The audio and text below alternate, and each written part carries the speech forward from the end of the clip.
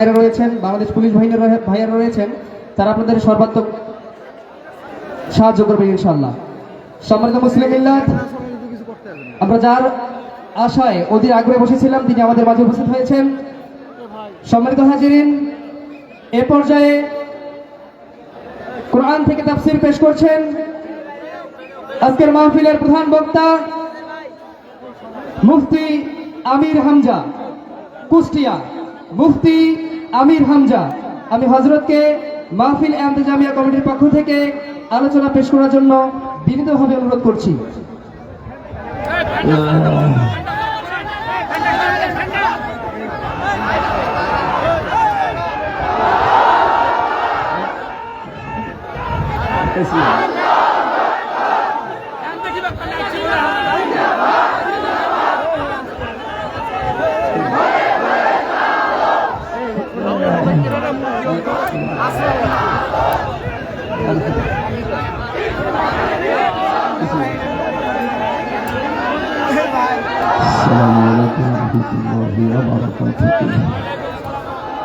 রিভাব দিবেন, হ্যাঁ রিভাব দিয়ে না রিপো দিয়ে।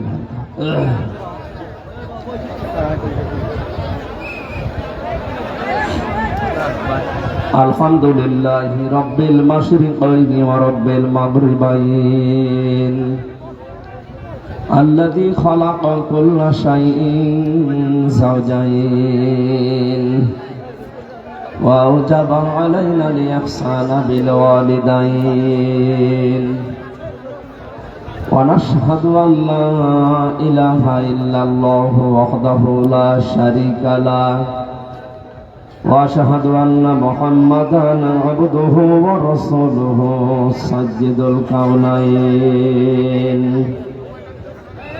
সাল্লাল্লাহু আলাইহি ওয়া আলা আলিহি ওয়া সাহবিহি ওয়া আতবাইহি আজমাইন লাইলান ওয়া নাহারান ফিত তারফাইন فقد قال الله تعالى في كلامه المجيد وبرهانه التوحيد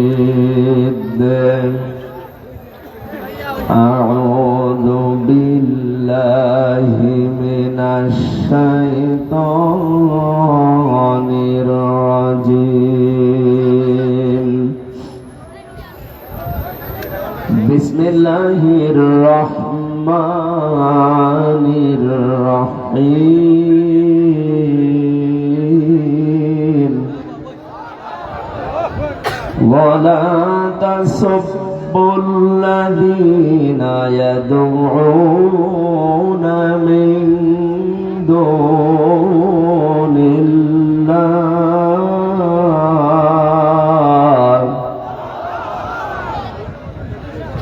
يدعون من دون الله فيسبوا الله عدوا بغير علم وقال تعالى في آية أخرى وأوحي إلى نوح أنه لن يؤمن من قومك إلى آخر الآية. صدقت يا ربنا. وقال تعالى في شان رسوله ما كان محمد أبا أحد من رجالكم ولكن رسول الله ولكن رسول الله وخاتم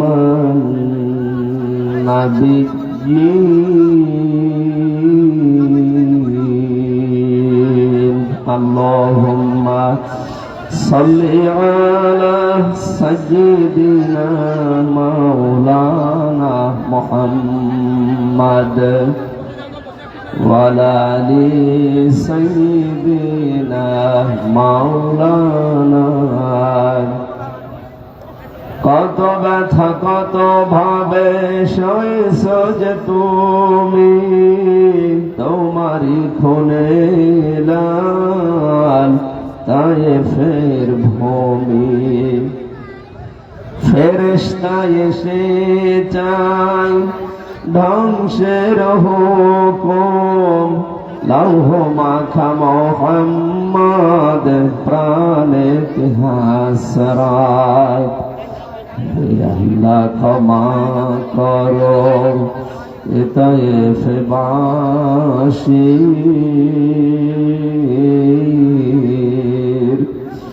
এরা বসেনি তো আমি যে মোহাম্মদ হৃদয়ে মোহাম্মদ। আলহামদুলিল্লাহ।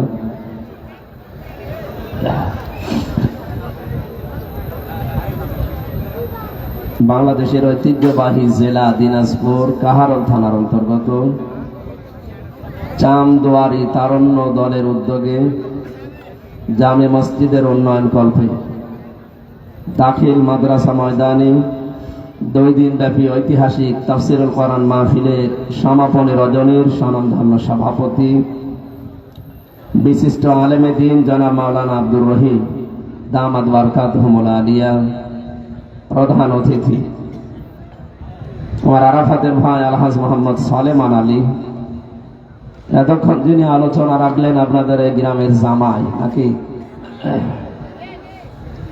এ জেলার সন্তান ইসলামিক চিন্তাবিদ জনাব মাওলানা হারুনুর রশিদ দিনাজপুরি। গতকাল যারা এখানে কথা বলেছিলেন সাতক্ষীরা থেকে আগত ইসলামিক চিন্তাবিদ মুফাসসিরে কোরআন মাওলানা মুস্তাফা মাহবুব আলম, কথা বলেছেন মাওলানা আবু বকর সিদ্দিক আল আনসারী। ওয়ারফা'না লাকা যিকরাক, আলেমদের সম্মান মর্যাদা আল্লাহ যেন আরো বাড়িয়ে দেন। মঞ্চে বসা সম্মানিত উলামা ইকরাম, সামনে বসা মুসলমান ভাইরা, পর্দার আড়ালের সম্মানিতা মা এবং বোনেরা, প্রশাসনের ভাইরা, প্রাণ প্রিয় দিনাজপুরবাসী, দল মত নির্বিশেষে এখানে আমরা প্রায় যারা মানুষ বাস করছি এই 2টা থানাতে কাহারোল বীরগঞ্জ মিলে অমুসলিম ভাইরা আছে প্রায় অর্ধেক। কোরআনে কারিমে আল্লাহ রাব্বুল আলামিন 1500 বছর আগে অন্যান্য ধর্মের লোকেরা যদি কোরআনে কারিম শুনতে চায়, আল্লাহ পাক তাদেরকে জানিয়েছেন ওয়াইন আহাদুম মিনাল মুশরিকিন ইস্তাজারাকা ফাজিরহু হাত্তা ইয়াসমা'a কালামাল্লাহ সুম্মা আবলিগহু মা'মানা যালিকা বিআন্নাহুম কওমুন লা ইয়ালামুন। সূরা তাওবার ভেতরে আছে, হে নবী, ওই মানুষগুলো যদি কোরআন শুনতে আসে আপনি তাদেরকে নিরাপদে আল্লাহর কালাম শোনার ব্যবস্থা করে দেবেন এবং নিরাপদে তাদের বাড়ি পর্যন্ত পৌঁছানোর ব্যবস্থা করবেন। সুতরাং যারা এসেছেন আজকের এই অনুষ্ঠানে অন্য ধর্মের মানুষেরা ওয়েলকাম জানাচ্ছি তাদেরকে কোরআন শোনার জন্য, কারণ এটা শুধু মুসলমানদের জন্য আল্লাহ নাযিল করেননি। হাযা বায়ানুল লিন-নাস হুদাল লিন-নাস, মানুষ পদবাচ্চে যারা বিবেচিত সবার জন্য আল্লাহর এই কোরআন।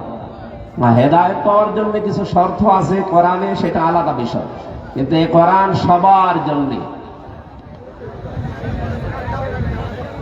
অন্যান্য ধর্মে যারা আছেন তাদের ধর্মীয় গ্রন্থগুলো তাদের ঠাকুর এবং তাদের পুরোহিত যারা, তারা ছাড়া অন্য মানুষ পড়তে পারে না, কিন্তু আমাদের কোরআন ওই রকম না। পৃথিবীতে মানুষ পদবাচ্চে যে বিবেচিত ধর্ম, সে যেটাই মানুষ না কেন কোরআন সে পড়তে পারবে, বুঝতে পারবে। এ ব্যাপারে বাধা আছে? ওনারা যদি বোঝে, আমার মনে হয় এ পৃথিবীতে সবচাইতে যেহেতু শান্তির ধর্ম প্রমাণ হয়েছে ইসলাম, আর ইসলামের নবী নিয়ে এসেছেন এই কোরআন, এর কাছে আসলে এই মানুষগুলোকে আল্লাহ শান্তির পথ দেখাবে। বাংলাদেশে আজ ধর্মীয় অনুষ্ঠানের ভেতরে হিন্দুদের যেটা বড় সেটা চলছে সারা দেশে। যেহেতু আমরা 96% মুসলমান এই দেশে বাস করি, মাত্র 4% আছে অন্যান্য জাতির লোকেরা, ওনারা একটু আতঙ্কে থাকেন না। ইসলাম যদি এই দেশে প্রতিষ্ঠিত হয়, এই আতঙ্ক থাকবে না ইনশাআল্লাহ।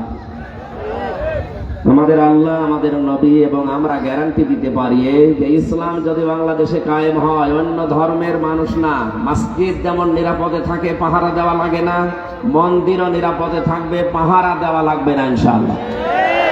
আমরা ওই রকম দেশ গড়তে চাই, কথা বলেন ঠিক কিনা? এখানে সবাই নিরাপদে থাকবে। কোরআন দিয়ে যে রাষ্ট্র চলে, সেখানে যে অন্য ধর্মের মানুষেরা নিরাপদে থাকে, তার উদাহরণ এই ভারতবর্ষে আওরঙ্গজেব, জাহাঙ্গীর নাম শোনেননি?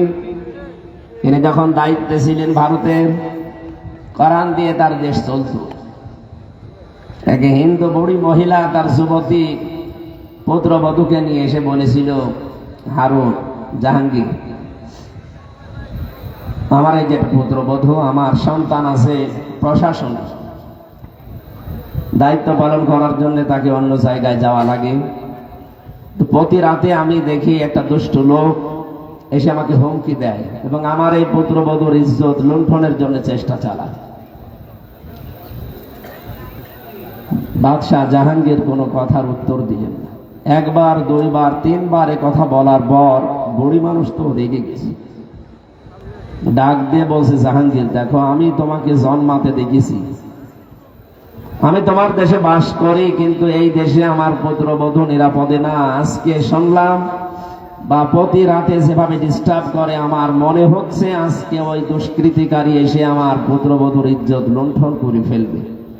যদি তোমার এই দেশে আমার পুত্রবধূর ইজ্জতের গ্যারান্টি না হয়, তুমি যে আল্লাহকে বিশ্বাস করো, যে কিয়ামতে বিশ্বাস করো, ওই কিয়ামতের ময়দানে আমি বুড়ি মানুষ, আমি অন্য ধর্মের, তাতে কি হয়েছে? তোমার আল্লাহর দরবারে আমি বিচার দেব তোমার নামে। বাদশাহ জাহাঙ্গীর কথা বললেন না, বুড়ি মানুষ বিভিন্ন রকমের কথা বলে চলে গেল। বাদশাহ হারুন রশিদ রাতের বেলা গেলেন, বাদশাহ জাহাঙ্গীর রাতের বেলা গিয়ে দেখেন দেওয়ালের পাশে একটা ঘোড়া বাঁধা আছে, বাড়ির ভেতরে আওয়াজ হচ্ছে, বাঁচাও বাঁচাও। তিনি গিয়ে দেখলেন বুড়ি অসহায় হয়ে আছে। বুড়িকে বললেন, একটা মোমবাতি চালা। হারিকেন, মোমবাতি, ল্যাম্পো যাই বলেন, এটা তাকে জ্বালাতে বললে। তার হাতে ছিল একটা মাথা, মানুষের মাথা। ওই দুষ্কৃতিকারীর মাথার উপরে হাত দিয়ে যে তরবারির সাথে ছিল, ওটা দিয়ে এক কোপে মাথা নামিয়ে দিয়েছে। বুড়িকে যখন বললেন যে আলো জ্বালাও, মোমবাতি, লম্পো, হেরিকেন জ্বালাও তাড়াতাড়ি, জ্বালানোর পরে মাথাটা রাখলেন আলোর কাছে, কিছুক্ষণ দেখে ছেড়ে দিলেন বিসমিল্লাহ বলে। বুড়িকে ডাক দিয়ে বলে, এক গ্লাস পানি নিয়ে আসো। পানিগুলো তিনি 3 ঢোকে পান করলেন। এবার জবাব দিলেন, বুড়ি, তুমি যখন আমার কাছে নালিশ দিচ্ছিলি, তখন আমার পায়ের নিচ থেকে মাটি সরে যাচ্ছিল, যে আমার দেশে কোরআনের নিয়ম নীতি চলে, আমি একজন মুসলিম বাদশাহ, আর আমার বাড়ির পাশে এই অমুসলিম মহিলা সে নিরাপদে নেই, তার ইজ্জত লুণ্ঠনের চেষ্টা চালাচ্ছে।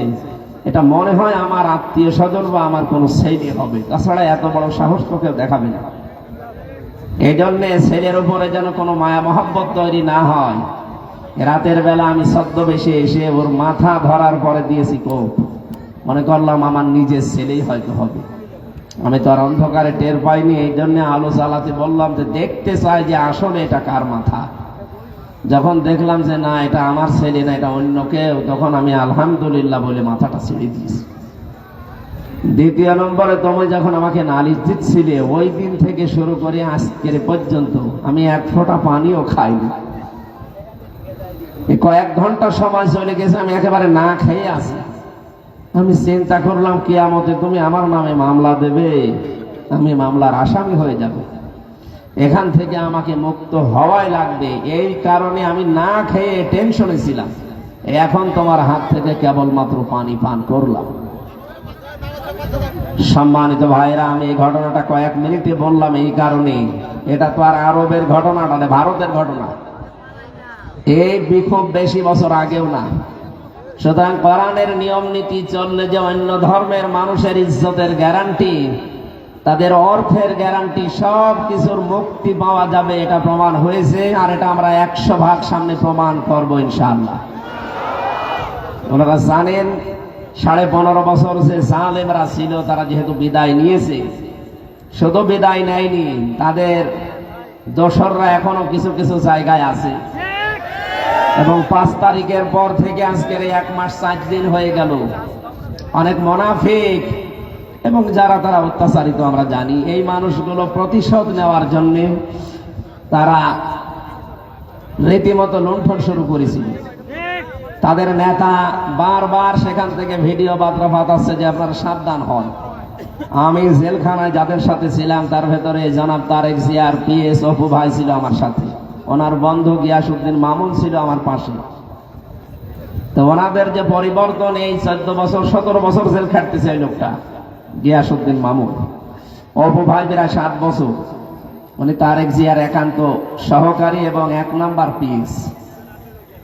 ওনার যে পরিবর্তন এসেছে দেখলাম আল্লাহ রসুল কিয়ামতের উপরে। আর মানুষের জন্য যে উদারতা, আপনারা যারা বিএনপির নাম নিয়ে যে এই উল্টাপাল্টা কাজ শুরু করেছে, যদি একটা ওনাদের কান পর্যন্ত যায়, দল না একেবারে জীবনের মতো বহিষ্কার হয়ে যাবে। আর আমি সত্যি সত্যি বলছি, আমি বলে দেবো, এখানে শুনলাম 2 জন নাকি বিএনপির কারা, তারা থানায় গিয়ে নালিশ দিয়েছে যে অনুষ্ঠান বন্ধ করে দাও, হিন্দুদের ডিস্টার্ব হবে। ওরে শয়তান! আজকে আমি আসার পর এক হিন্দু দাদা দেখলাম আমার সাথে এসে মোলাকাত করে গেল। হিন্দু দাদার নাম কি যেন, রায় নাকি নাম। আপনি চিন্তা করেন তো, একটা অমুসলিম যদি এরকম কিছু নিত। আজকে যশোরে বিশিষ্ট সঙ্গীত শিল্পী আপনারা জানেন কবির বিন সামাদ, ওনার অনুষ্ঠান ছিল, আজ তাফসীর মাহফিল ওনার গ্রামে। কিছু মানুষ ষড়যন্ত্র করে হিন্দুদের মাথার উপরে দোষটা চাপিয়ে পূজার দোহাই দিয়ে কোরআনের অনুষ্ঠানটা আজকে বন্ধ করে দিয়েছে। এটার দ্বারা সারা দেশে হিন্দুদের একটা বদনাম মাথার উপরে চলে এসেছে। আজকে যারা এখানে সব মিলমিশ করে এই তাফসীর মাহফিলটা চালালেন, যদি এটা কালকে ফেসবুকে যেত, পত্রিকায় যেত, এলাকায় যারা হিন্দু ভাইরা আছে ওদের একটা বদনাম বের হতো না? যে আমরা 96% মুসলমান, কোনোদিন তো আমরা পূজা পার্বণে বাধা দেই না, আর আপনারা 4% মাত্র মুসলমানদের এত বড় ধর্মীয় অনুষ্ঠান পৃথিবীতে কোরআনের উপরে আর কি আছে? কোরআন প্রচার করা, প্রসার করা, কোরআন কায়েম করা প্রত্যেকটাই ফরজ, নামাজের মতো ফরজ। সুতরাং আজকের এই আয়োজন যারা করেছে এর একটা ফরজ দায়িত্ব পালন করেছে। এখানে যার যতটুকু চেষ্টা আছে আল্লাহ তার দিকে অতটুকু এগিয়ে যাবে। হযরতে আবু বকরের নেকি উম্মতের সবার ছাড়া বেশি, এ কথা আমরা জানি তো। এখানে আলেম যারা আছে জিজ্ঞাসা করেন কিয়ামতে প্রতিটি দরজা হযরতে আবু বকরকে ডাকতে থাকবে। কেন? কি করেছিলেন তার ওই ছোট্ট জীবনে? খুব বেশি দিন যে বেশি ছিলেন তাও তো না, মাত্র 63 বছর। নবীজির যে হায়াত, ওনারও তা হায়াত, খুব বেশি দিন উনি বাঁচেননি। আবার ইসলাম গ্রহণ করলেন তো অনেক পরে। এই কয়েক বছরের হায়াতে কি এমন কাজ করেছিলেন যে তামাম দুনিয়ার মানুষের নেকির কাজ এক জায়গায় দিলে আবু বকরের সমান হবে না? কারণ কি? কারণ এইটা যে তিনি এই কোরআনে কারিমকে এক জায়গায় করেছিলেন। এটা এক জায়গায় করার কারণে কিয়ামত পর্যন্ত মানুষ এটা যারা পড়বে, প্রতিটি অক্ষরে 10টা করে নেকি হবে, ওনার আমল নামায় অটোমেটিক আল্লাহ পাঠিয়ে দেবে। আমাদের যেহেতু 60 বছর, 70 বছর, 80 বছরের উপরে হায়াত থাকে না, এর ভেতরে আর কয় বছরই বা ইবাদত করি। উনি যা করে গেছেন কিয়ামত পর্যন্ত ওনারটা ফ্লাক্সি লোড হতেই থাকবে, হতেই থাকবে। এই জন্য তামাম দুনিয়ার মানুষ যাই করুক, একটা করে পার্সেন্টেজ ওনার আমল নামায় যাবে। তা আমরাও যদি কোরআন কেন্দ্রিক কিছু করে যাই, হয়তো এখানে 100 বছর পরে একটা মানুষও আমরা এই জমিনে থাকবো না, সব কবরের বাসিন্দা হব। এখানে যারা আছে 100 বছর পরে একটা মানুষকে এখানে এসে পাবে না, না, এখানে নতুন মানুষ এসে জমিন চাষ করবে। সুতরাং কিসের জন্য এত মড়াই দেখাচ্ছেন, কিসের জন্য এত অহংকার করেন? হিন্দু ভাইদেরকে উল্টা পাল্টা বুঝিয়ে আপনি কোরআনের অনুষ্ঠান বন্ধ করে দিলেন, খুব লাভবান হয়েছে। এটা তো প্রচার করা ফরজ ছিল। কারণ আমি আগেই বলেছি এটা শুধু মুসলমানদের কিতাব না, হাদা বায়ানুল লিন্নাস হুদাল লিন্নাস, এটা সবার জন্য বক্তব্য আছে, আর সবার জন্যই হেদায়েত আছে যদি শর্তগুলো মানুষ মেনে নিতে পারে। আমরা আল্লাহর কোরআনের দিকে যাব ইনশাআল্লাহ। ওয়ালা তাসুব্বুল্লাযীনা ইয়াদউনা মিন দুনিল্লাহ ফায়াসুব্বুল্লাহা আদওয়াম বিগাইরি ইলম। সূরা আনআমের ভেতরে আল্লাহ জানিয়েছেন, হে নবী আপনার উম্মতদেরকে বলে দেন, হিন্দু ধর্মে যারা আছে, অন্যান্য ধর্মে যারা আছে, দেবতাদেরকে যারা ডাকে, ওদের দেবতাকে গালি দেওয়া দূরের কথা, উল্টা পাল্টা নামে তাদেরকে ডাকবেন না, গালি তো দেবেনই না। আল্লাহ বাদে যারা অন্য কাউকে ডাকছে ডাকুক, তাদের দেবতাদেরকে, তাদের গডদেরকে গালি দেওয়া যাবে না। এই নির্দেশ কার? জোরে বলেন কার? এটা রেকর্ড হচ্ছে, শুধু দিনাজপুরে না, কালকে সারা পৃথিবীতে যাবে। আমি 18 কোটি মুসলমানের স্পিকার হয়ে কথা বলছি। বাংলাদেশের 18 কোটি মুসলমানের সামনে এখন আমার এই মাইকটা, সবার পক্ষ থেকে বলছি, আল্লাহর নির্দেশ, অন্যান্য ধর্মের দেবতাকে, তাদের মন্দির ভাঙা তো দূরের কথা, তাদের ঘর বাড়ি ভাঙা দূরের কথা, ওদের দেবতাকে গালিও দেওয়া যাবে না। এ নির্দেশ হামজার না আল্লাহর? বলেন কার? নামাজ যে আল্লাহর কথা মতো পড়েন, দেবতাদেরকে গালি দেওয়া যাবে না, ওই আল্লাহর কথা মতো। যদি আমরা দিয়ে ফেলি, ওরা না বুঝে আমাদের আল্লাহকেও গালি দিয়ে ফেলতে পারে। এই জন্য আল্লাহ নিষেধ করেছে, যেখানে দেবতাকে গালি দেওয়া নিষেধ, সেখানে কোনোদিন দেবতার মন্দির ভাঙা জায়েজ হতে পারে? কখনো না। এই জন্য আমার বক্তব্য ক্লিয়ার কাট। আমাদের এই দেশে মসজিদ যেমন পাহারা দেওয়া লাগে না, নিরাপদে থাকে, আমরা চাই ওদের মন্দিরগুলো, মণ্ডপগুলো যেমন নিরাপদে থাকে। যতদিন আল্লাহ তাদেরকে সত্যের আসল পথ না দেখায়, ওনারা করতে থাকে, কিন্তু আমরা যাব না। যারা বলেন যে ধর্ম যার যার উৎসব সবার, এই কথাটা ঠিক না।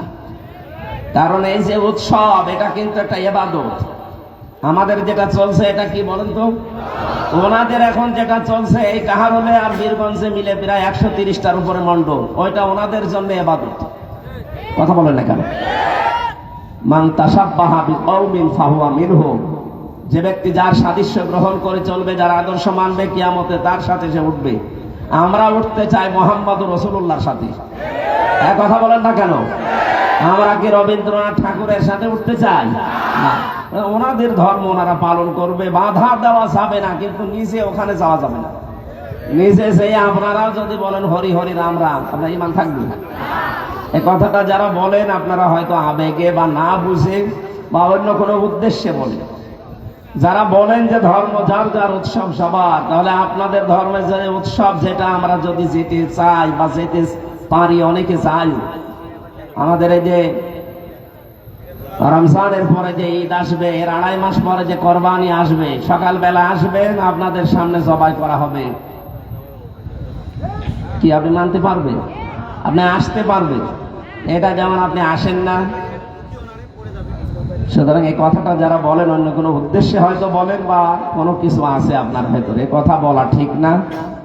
লা ইকরাহা ফিদ্দীন, দিনের ভেতরে কোনো বাড়াবাড়ি নেই, ছাড়াছাড়িও। আমরা ছাড়তেও চাই না, বাড়াবাড়ি করতে চাই না। ওয়াকাযালিকা জাআলনাকুম উম্মাতান ওয়াসাতান, আল্লাহ আমাদেরকে মধ্যম পন্থা জাতি বানিয়েছে। আমরা বাড়াবাড়িতেও নেই, ছাড়াছাড়িতেও নেই, মধ্যম পন্থায় থাকতে চাই। রাজি আছেন আপনারা? লাকুম দীনুকুম ওয়ালিয়া দীন, যার যার ধর্ম তার তার কাছে। আপনাকে আমি জোর করে ইসলাম কবুল করাতে পারবো না বা বলিও না, এটা ইসলামের নিয়ম না। আমরা চাই এদেশে যে যার ধর্ম পালন করবে, কিন্তু নিরাপদে। কিসে বলেন তো? আরো জোরে বলেন, কিসে? নিরাপদে। এই উদারত আহ্বান রাখছি। যশোরে যে ঘটনা ঘটে গেল কবির বিন সামাদ ভাইয়ের অনুষ্ঠানে, এটা বাংলাদেশের অন্য কোনো জায়গায় যেন আর সামনে না ঘটে, তাহলে দোষ সব জায়গায় হিন্দুদের উপরে পড়বে। আপনারা দেখতেছেন এই কয়েকদিনে ভারতে উগ্রবাদী কিছু হিন্দু যারা আছে, নীতিশ রান, এই লোকটা আমাদের নবীকে এবং নবীর জামাই হযরতে আলীকে গালিগালাজ করছে, তার কার্টুন ছাপিয়েছে ব্যঙ্গাত্মক ভাবে। কথা বলেন না কেন? এ দেশটা দ্বিতীয়বারের মতো যখন স্বাধীন হয়েছে 2024 সালের 5 আগস্ট, এরপর থেকে তো এতদিন পর্যন্ত কিছু করেননি। হঠাৎ এদের দুর্গা পূজা শুরু হবে, এর আগে আমাদের নবীকে আপনি গালি দিচ্ছেন। মানে ওদের একটা দুর্বিসন্ধি আছে যে বাংলাদেশে মাত্র 4 ভাগ হিন্দু, আমরা যদি ওই মুসলমানদের 96% যারা বাস করে তাদের কলিজায় এখন আগুন লাগিয়ে দিতে পারি, আর তাদের কলিজায় আগুন লাগানোর প্রথম এই কোরআন, দ্বিতীয় মুহাম্মদ রাসূলুল্লাহ। একে যদি কেউ কিছু বলে মুসলমানের কলিজায় আগুন লাগবে। ওরা সাথে মাতাল হলো তাহলে ঠিক আছে, এই কাজটা করে আমাদের অন্তরে আগুন লাগিয়ে দিয়েছে। আমরা যেন রাগ করে আজ হিন্দুদের বাড়ি ঘরে আক্রমণ করে তাদের পূজা মণ্ডপ পুড়িয়ে দেয় না, আমরা অত পাগল শামসুদ্দিন না। এই কথা বলে না কেন? খুব সতর্ক থাকা লাগবে, ওদের ফাঁদে পা দেওয়া যাবে না। ওদের ফাঁদে ওই জালেমা পা দিয়ে আর 15.5 বছর এদেশের মানুষকে অত্যাচার করছে। আমি ভারতের বহু জায়গায় অনুষ্ঠানে গেছি। বাংলাদেশের মতো 29টা দেশ জোড়া দিলে যত বড় হয় এত বড় ভারত। প্রায় জায়গায় ঘোরাঘুরি করে যা দেখেছি সব কি ওই যে জালেম বসে আছে মোদি, ওর ভক্ত। ও দেশের অধিকাংশ মানুষ ওকে চায় না। এই জালেম যেমন 15 বছর জোর করেছিল, ও জোর করে আছে। বিশেষ করে কলকাতা আর এই যে এই পাশে যে ব্রাহ্মণবাড়িয়া, কুমিল্লার পরে কোন রাজ্য যেন এটা, আগরতলা, এই সমস্ত জায়গায় যদি সে ওই মোদি দাদার নাম বলেন দাঁত ফেলে দিবে। এত রাগ ওই লোকটার উপর। ও যা করছে, এই যে মসজিদে হামলা করে মাঝে মাঝে, মুসলমানদেরকে দাঙ্গা বাঁধিয়ে আগুন দিয়ে পুড়িয়ে ছারখার করে দেয়। সাম্প্রদায়িকের কথা বলে আমাদেরকে উস্কানি দেন। এই দেশে যে সাম্প্রদায়িক সম্প্রীতি চলছে, পৃথিবীর কোন দেশে এরকম নজির নেই। আমার এই ছোট্ট জীবনে আল্লাহ বহু জায়গায় আমাকে ঘুরিয়েছে। কয়েকদিন আগে সিঙ্গাপুর, মালয়েশিয়া, থাইল্যান্ড বিভিন্ন দেশে ঘুরে আসলাম। সেখানেও এত সাম্প্রদায়িক সম্প্রীতি নেই। এই 56,000 বর্গ মাইলে যা চলছে, আমরা ঘোষণা দিতে চাই এদেশে যে জন্ম নিয়েছে সে দেশের বৈধ নাগরিক। হ্যাঁ, কোরআনে কারীম আমাদেরকে জানিয়েছে,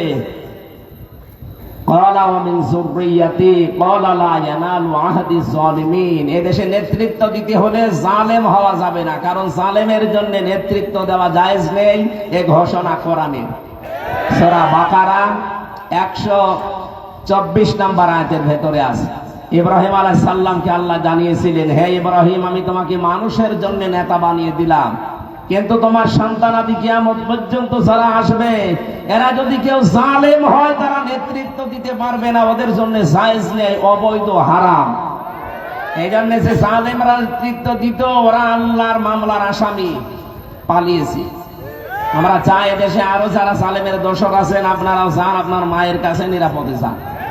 এদেশে কোনো জালেমের জায়গা নেই। কথা বলেন না কেন? এখানে যা আছি আমরা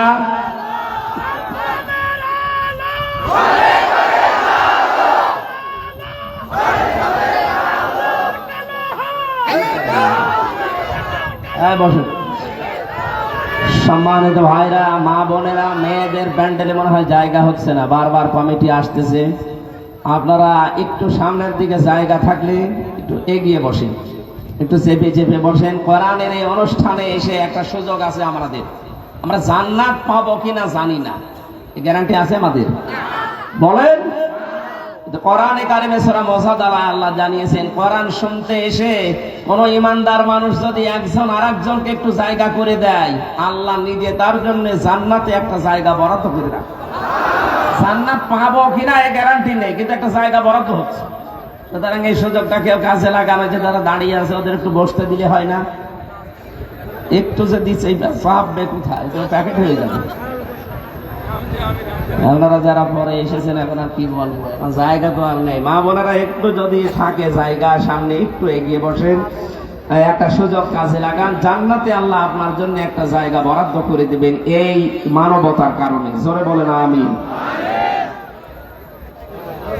সম্মানিত ভাইরা, আমরা কোরআনে কারীম যারা শুনতে এসেছি, কোরআন কিভাবে শোনা লাগে, কোরআন কি করে শোনা লাগে, কি পদ্ধতিতে কোরআন উপস্থাপন করা লাগে, এর ভেতরে আছে না? কিভাবে শুনতে হয় আর কি করে বলা লাগে, আমরা এই দুইটা আগে নিয়ে আসি। আল্লাহ পাক বলেন, ওয়াইদা কুরিয়াল কুরআনু ফাসতামিউ লাহু ওয়া আনসিতু লাআল্লাকুম তুরহামুন। কোরআন যখন পড়া হয় তোমাদের সামনে তখন চুপ থাকবা, 2 নম্বরে দিলের কান লাগিয়ে শুনবা। চুপ থাকাও ফরজ, শোনাও ফরজ। যেহেতু এখন আরম্ভ হয়ে গেছে সুতরাং চুপ থাকতে হবে, নামাজে দাঁড়িয়ে যেমন চুপ থাকেন, 2 নম্বরে শুনতেও হবে। তাও যেমন তেমন ভাবে না, দিলের কান লাগিয়ে শোনা লাগবে। এ নির্দেশ কার? এখন আমি যেহেতু বলার জন্য বসলাম, কিভাবে আমি উপস্থাপন করবো এ ধরন আল্লাহ আমাকে 1500 বছর আগে দিয়ে দিয়েছে। কোরআনে কারীমের সূরা আরাফের 1 নম্বর আয়াতে আল্লাহ ঘোষণা দিচ্ছেন যে এইভাবে আমার বান্দা বান্দীদেরকে কোরআন শোনাবা। কিতাবুন উনজিলা ইলাইকা ফালা ইয়াকুন ফি সাদরিকা হারাজুম মিনহু লিতুনযিরা বিহি ওয়া যিকরা লিল মুমিনিন। আল্লাহ পাক বলেন এই একটা কিতাব। আবার বলছি, এখন যেহেতু কোরআন আরম্ভ হয়েছে, শুনতেও হবে, চুপও থাকা লাগবে, দুইটাই কি। এরপরও যদি কেউ কথা বলে আপনি আল্লাহর ভাষা বোঝেননি, ফাযাক্কির বিল কুরআনি মা ইয়াখাফু ওয়াঈদ, so admonish and order by the holy Quran him who fears my threat। আল্লাহ বলেন কোরআনের উপদেশ আপনি তাদেরকে শোনাবেন যারা আল্লাহর থ্রেটের ভয় করে, ধমকের ভয় করে। আমি আল্লাহর ভাষা দিয়ে বোঝালাম, এরপরও যদি কেউ কথা বলেন আপনি আল্লাহর ধমককে তো ভয় করছেন না, আপনার জন্য এই মাহফিল না, আপনি চলে যান। ওই যে চলে যাচ্ছে, যাক, এই যান, তাড়াতাড়ি যান, যান যান, চলে যান। আমরা এসেছি যেহেতু ইবাদত মনে করে, যেহেতু পুরাটা অনুষ্ঠান যেন ইবাদত, আমাদের যেন নামাজের মতো আজকে সওয়াব হয়, এরকম মন দিয়ে শুনি। আল্লাহ পাক বলেন এই একটা কিতাব, পৃথিবীতে কিতাব এই একটাই, আর দুনিয়ায় যা আছে সব এই কিতাবের ব্যাখ্যা, হাদিসও এই কিতাবের ব্যাখ্যা। উনজিলা ইলাইকা, হে নবী আপনার প্রতি যেটা নাযিল করা হয়েছে, হারাজুম মিনহু লিতুনযিরা বিহি, এ কোরআন দিয়ে যখন মানুষদেরকে আপনি উপদেশ দেবেন, মানুষের সামনে যখন এর বক্তব্য উপস্থাপন করবেন, আপনার মনের ভেতরে যেন তখন আবার কোনো সংকীর্ণতা, দ্বিধা, দ্বন্দ্ব, ভয়, ভীতি, সংশয়, সন্দেহ এগুলো যেন কাজ না করে। অযিকরালিল মুমিনিন, কোরআন মুমিনদের জন্য উপদেশ। জোরে বলেন সুবহানাল্লাহ। আয়াতের ভেতরে শব্দ পেয়েছি আমরা দুইটা, হারাজুন। এই একটু খেয়াল করেন ভাই, হারাজনের ব্যাখ্যা আছে তাফসীরের কিতাবে দুইটা। 1 নম্বরে হে নবী যখন কোরআন আপনি উপস্থাপন মানুষের সামনে করবেন, এমন বহু মানুষ আছে কোরআনের বক্তব্য না বোঝার কারণে মন খারাপ করতে পারে। কথা বোঝেন না? কোরআন আমি যেভাবে উপস্থাপন করব আল্লাহর ভাষাটা, ওই ভাষা হয়তো আপনার আমার অনেকের বুঝে না আসতে পারে, না বোঝার কারণে অনেকে মন খারাপ করতে পারে। এ ঘোষণা কার? যেটা আজ বাংলাদেশে অনেকের হয়। আসলেই বলে হুজুর আমার বিরুদ্ধে চলে যাচ্ছে, এটা আমি করবো কি? বলে এটা শুধু ওই দলের পক্ষে যায়। আরে ভাই, ওই দলের লোক কোরআন মানে, এই জন্যই তো পক্ষে যায়। আপনি তো কোরআন মানেন না যে আপনার পক্ষে যাবে। কেউ যদি বলে হুজুর জেনা করতে মনে চাচ্ছে, এরকম একটা আয়াত বলেন, আছে? আরো আছে যে ওয়ালা তাকরাবুস জিনা, জেনার ধারে কাছে যেও না। এখন আপনার মনে চাইলে আমি করবো কি? আমি কি নতুন করে নাজিল করব? যারা জেনার ধারে কাছে যায় না, জেনার পথগুলো বন্ধ করে দেয়, এই আয়াত তো তাদের পক্ষে যাবে নাকি? এই জন্য যারা বলেন যে যা বলে সব যায় ওই দলে, আমাদের দলে কিছু আসে না, বুঝতে হবে আপনার দল আল্লাহর অভিশপ্ত দল। কারণ যেখানে কোরআন নেই ওটা দল না। এটা তো বেশি হয়ে গেল না? কিসের বেশি হয়েছে? মানে তাবাল হুদা বিগাইরিল কোরআন আদাল্লাহুল্লাহ, তিরমিজি শরীফের হাদিস। নবীজি বলেন কোরআন যেখানে নেই ওই জায়গায় যদি কেউ ভালো হওয়ার নিয়তেও যায়, আল্লাহ নিজে তাকে গোমরা বানিয়ে দেয়। সুতরাং আজকে যদি আপনি কোরআন শুনতে এসে থাকেন, নিয়ত যদি আপনার থাকে, সিদ্ধান্ত নিয়ে বাড়ি যাবেন। যেখানে কোরআন নেই ওই দরবার যদি আমার বাবাও তৈরি করে রাখে, আমি ওখানে নেই। যেই দলে কোরআনের কর্মসূচি চলে না, ওই দল যদি আমার বড় ভাই তৈরি করে, আমি ওই দলে নেই। ওখানে যদি আমি জেনে শুনে থাকি, আমাকে খারাপ বানাবে কে? শব্দটা আদাল্লাহ। এখানে আলেম যারা আছে বলেন তো, আদাল্লাহ ইউদিল্লু বাবে ইফাল, দল্লা ইয়াদিল্লু দিলেও তো অর্থ হয়ে যেত। সলাসে মুজাররাদ থেকে শব্দটা আসলে বাংলা অর্থ হতো আপনি নিজেই নিজেকে খারাপ বানিয়ে ফেলেছেন। কিন্তু আদাল্লাহ শব্দ বাবে ইফাল থেকে আসার কারণে বাংলা অর্থ দাঁড়িয়েছে আপনার নিয়ত ভালো ছিল, কোনো জায়গায় যাচ্ছিলেন, সে কোনো দল করেন, কোনো দরবার বলেন, কোনো পূজার মণ্ডপে বলেন, নিয়ত ভালো ছিল, কিন্তু কোরআন সেখানে নেই, কোরআনের কর্মসূচি ছিল না। এই জন্য আল্লাহ নিজে দায়িত্ব নিয়ে আপনাকে আরো খারাপ বানিয়ে দেবে। আপনি চিন্তা করেছেন কথার ওজন কত? এখানে আজ সিদ্ধান্ত নেওয়া লাগবে যে এই দলে কোরআন নেই, ওই দলের প্রতিষ্ঠাতা আমার বাবা হলেও আমি ওই দলে আর থাকবো না। আমি যদি ভালো হওয়ার নিয়ত ওই দলে থাকি, আমাকে খারাপ বানিয়ে দেবে কে? এটা মানবেন কারা দেখি? লিল্লাহি তাকবীর। আন্দাজে হাত তোলা যাবে না, বুঝে শুনে হাত তোলেন। কোরআন যে দলে নেই ওখানে আপনি আর মরণ পর্যন্ত থাকতে পারবেন না। এবার হাত তোলেন। আবার হাত তুলছে মানে আন্দাজে এটা যেন মেনে নিতে পারেন তারা হাত তোলেন। দেখেন তো হাত তোলেনি কে? আলহামদুলিল্লাহ, এই মাহফিল সাকসেস হয়ে গেছে। আমি মোনাজাত করে দিলাম, আর কিচ্ছু লাগবে না ভাই। এটা ঠিক থাকবে তো? আগে সামিয়ানা পার হলে আগে যা ছিলেন তাই।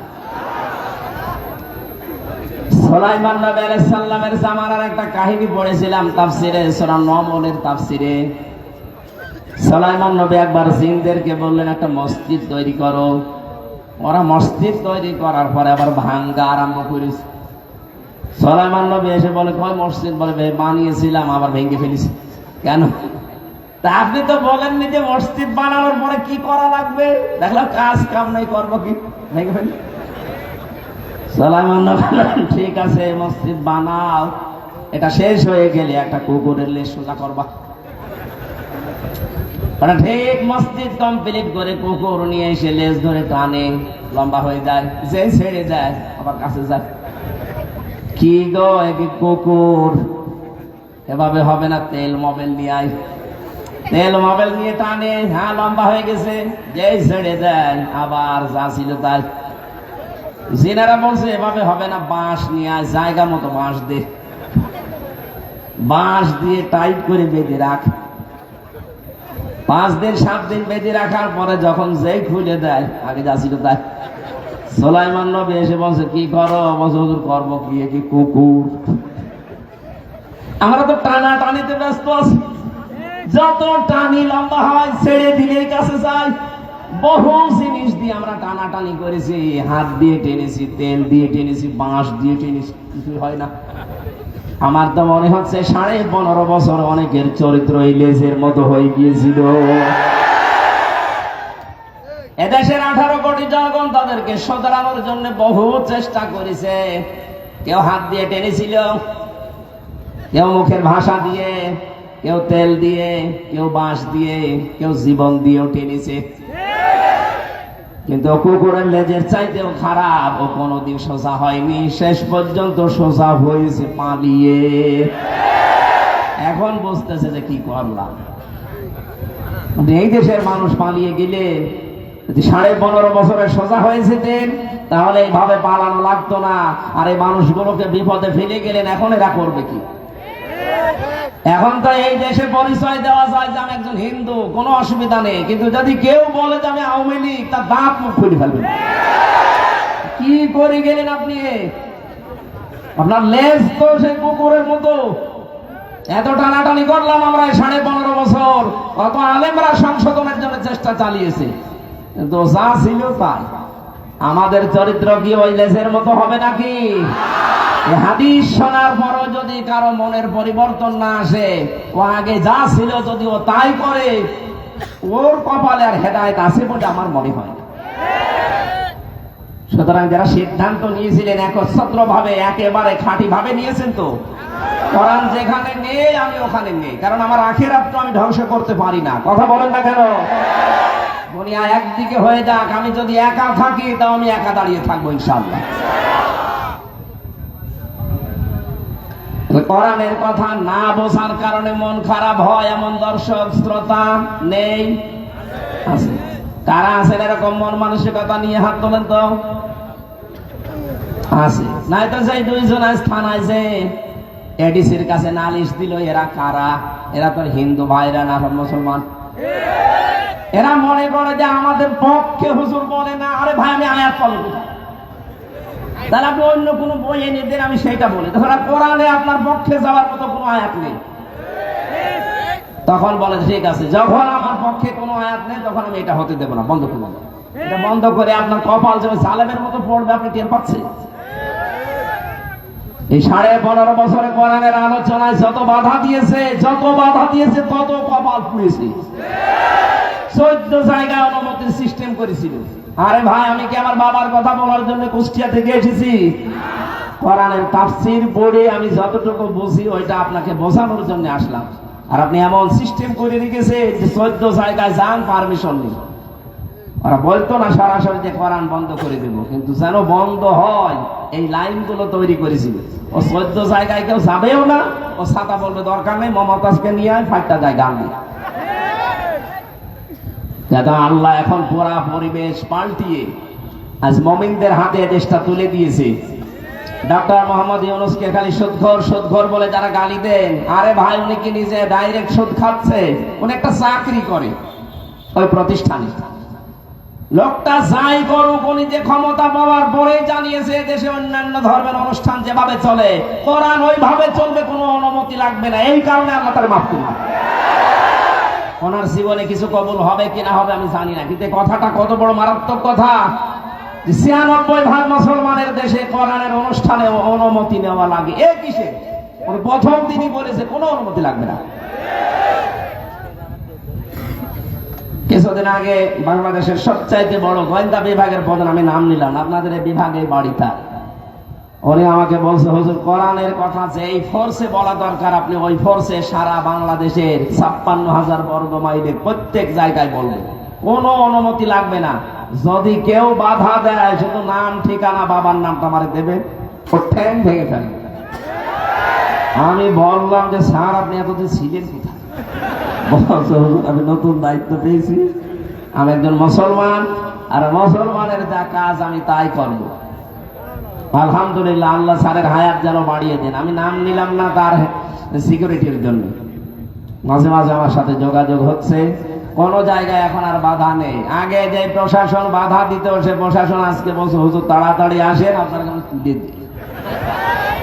কারণ সবার প্রতি এখন একই নির্দেশ সারা বাংলাদেশে, যে কোরআনের অনুষ্ঠানে কোনো বাধা নেই।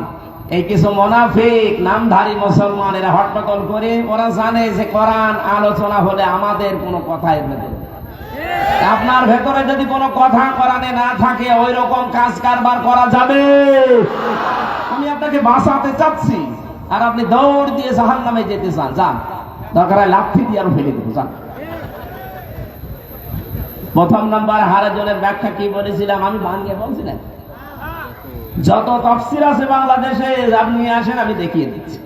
1 নাম্বার ব্যাখ্যা এইটা, যে কোরআন উপস্থাপন করতে গেলে এমন কিছু মানুষ আছে তারা না বুঝে বিরোধিতা করতে পারে। ওই জামানায় করেছিল, এখনো করছে, এটা কিয়ামত পর্যন্ত করবে।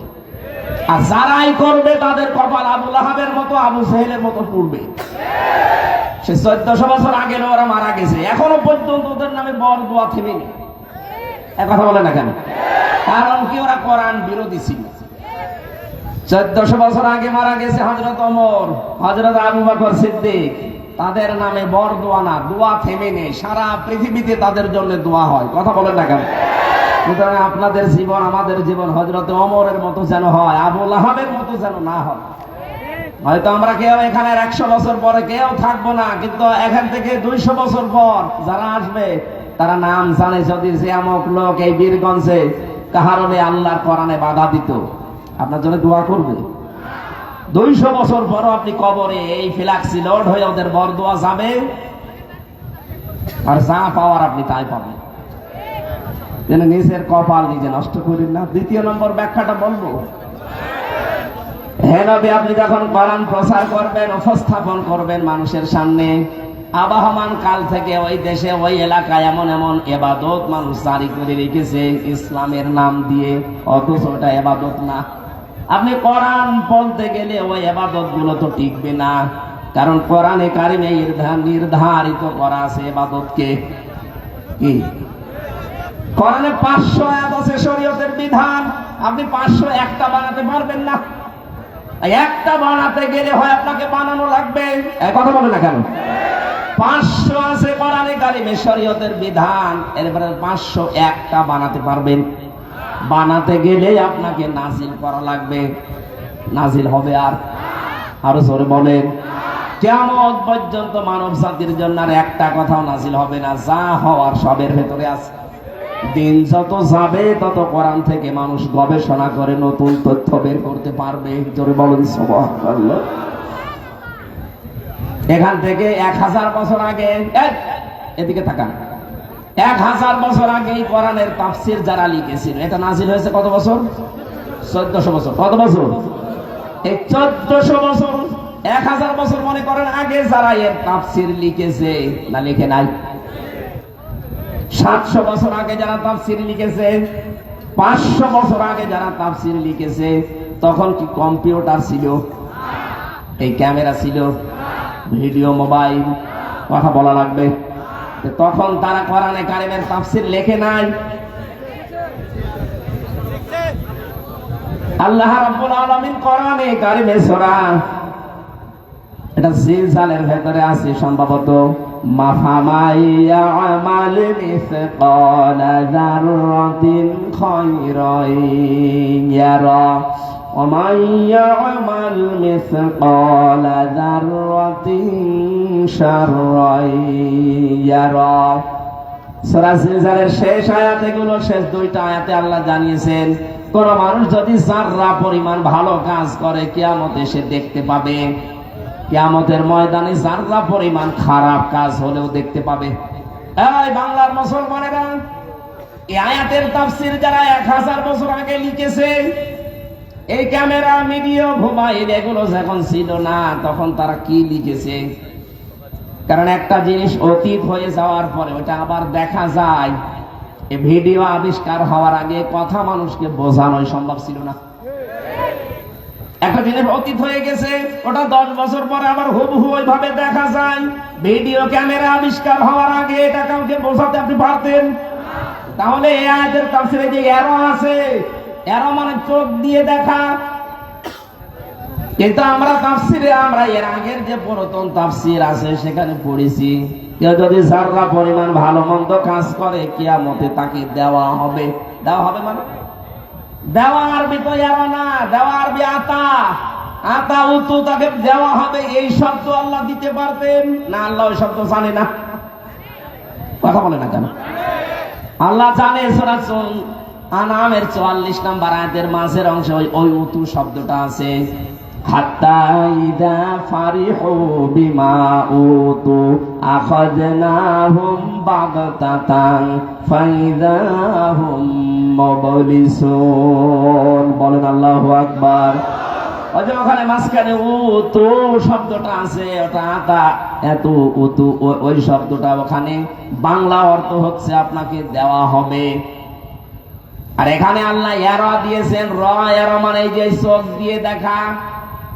দেখার যতগুলো আরবি আছে, আমি যতগুলো আরবি পড়েছি তার ভেতরে দেখা মানে এই চোখ দিয়েও মানুষ দেখে, গবেষণার দৃষ্টিতেও দেখে, কিন্তু সেই দেখা এরা না।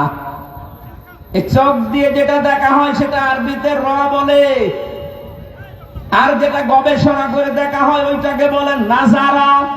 সূরা হাশরের ভেতরে পাবেন, ইয়া আইয়ুহাল্লাযীনা আমানুত্তাকুল্লাহা ওয়াল তানজুর নাফসুম মা কদ্দামাত লিগাদ, ইলা আখির আয়াত। ওখানে নাজারা আছে, কি আছে? নুন জর, নাজারা মানে গবেষণা করে দেখা, এই চোখ দিয়ে দেখা না। চোখ দিয়ে দেখার আরবি র। এখানে আল্লাহ কি দিয়েছেন? র।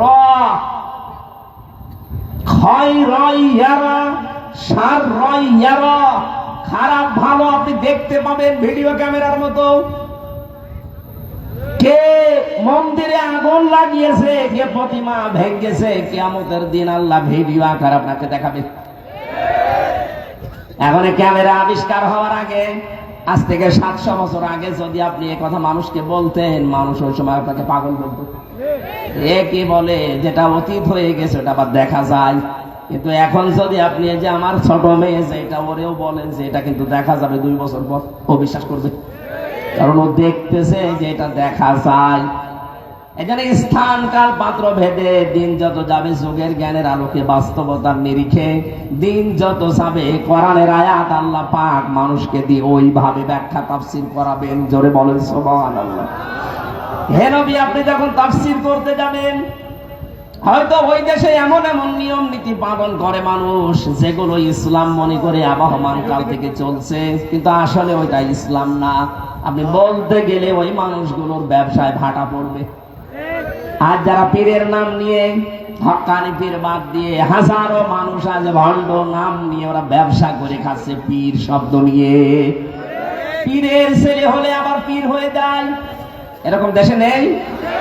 এই কথা বলে না কেন?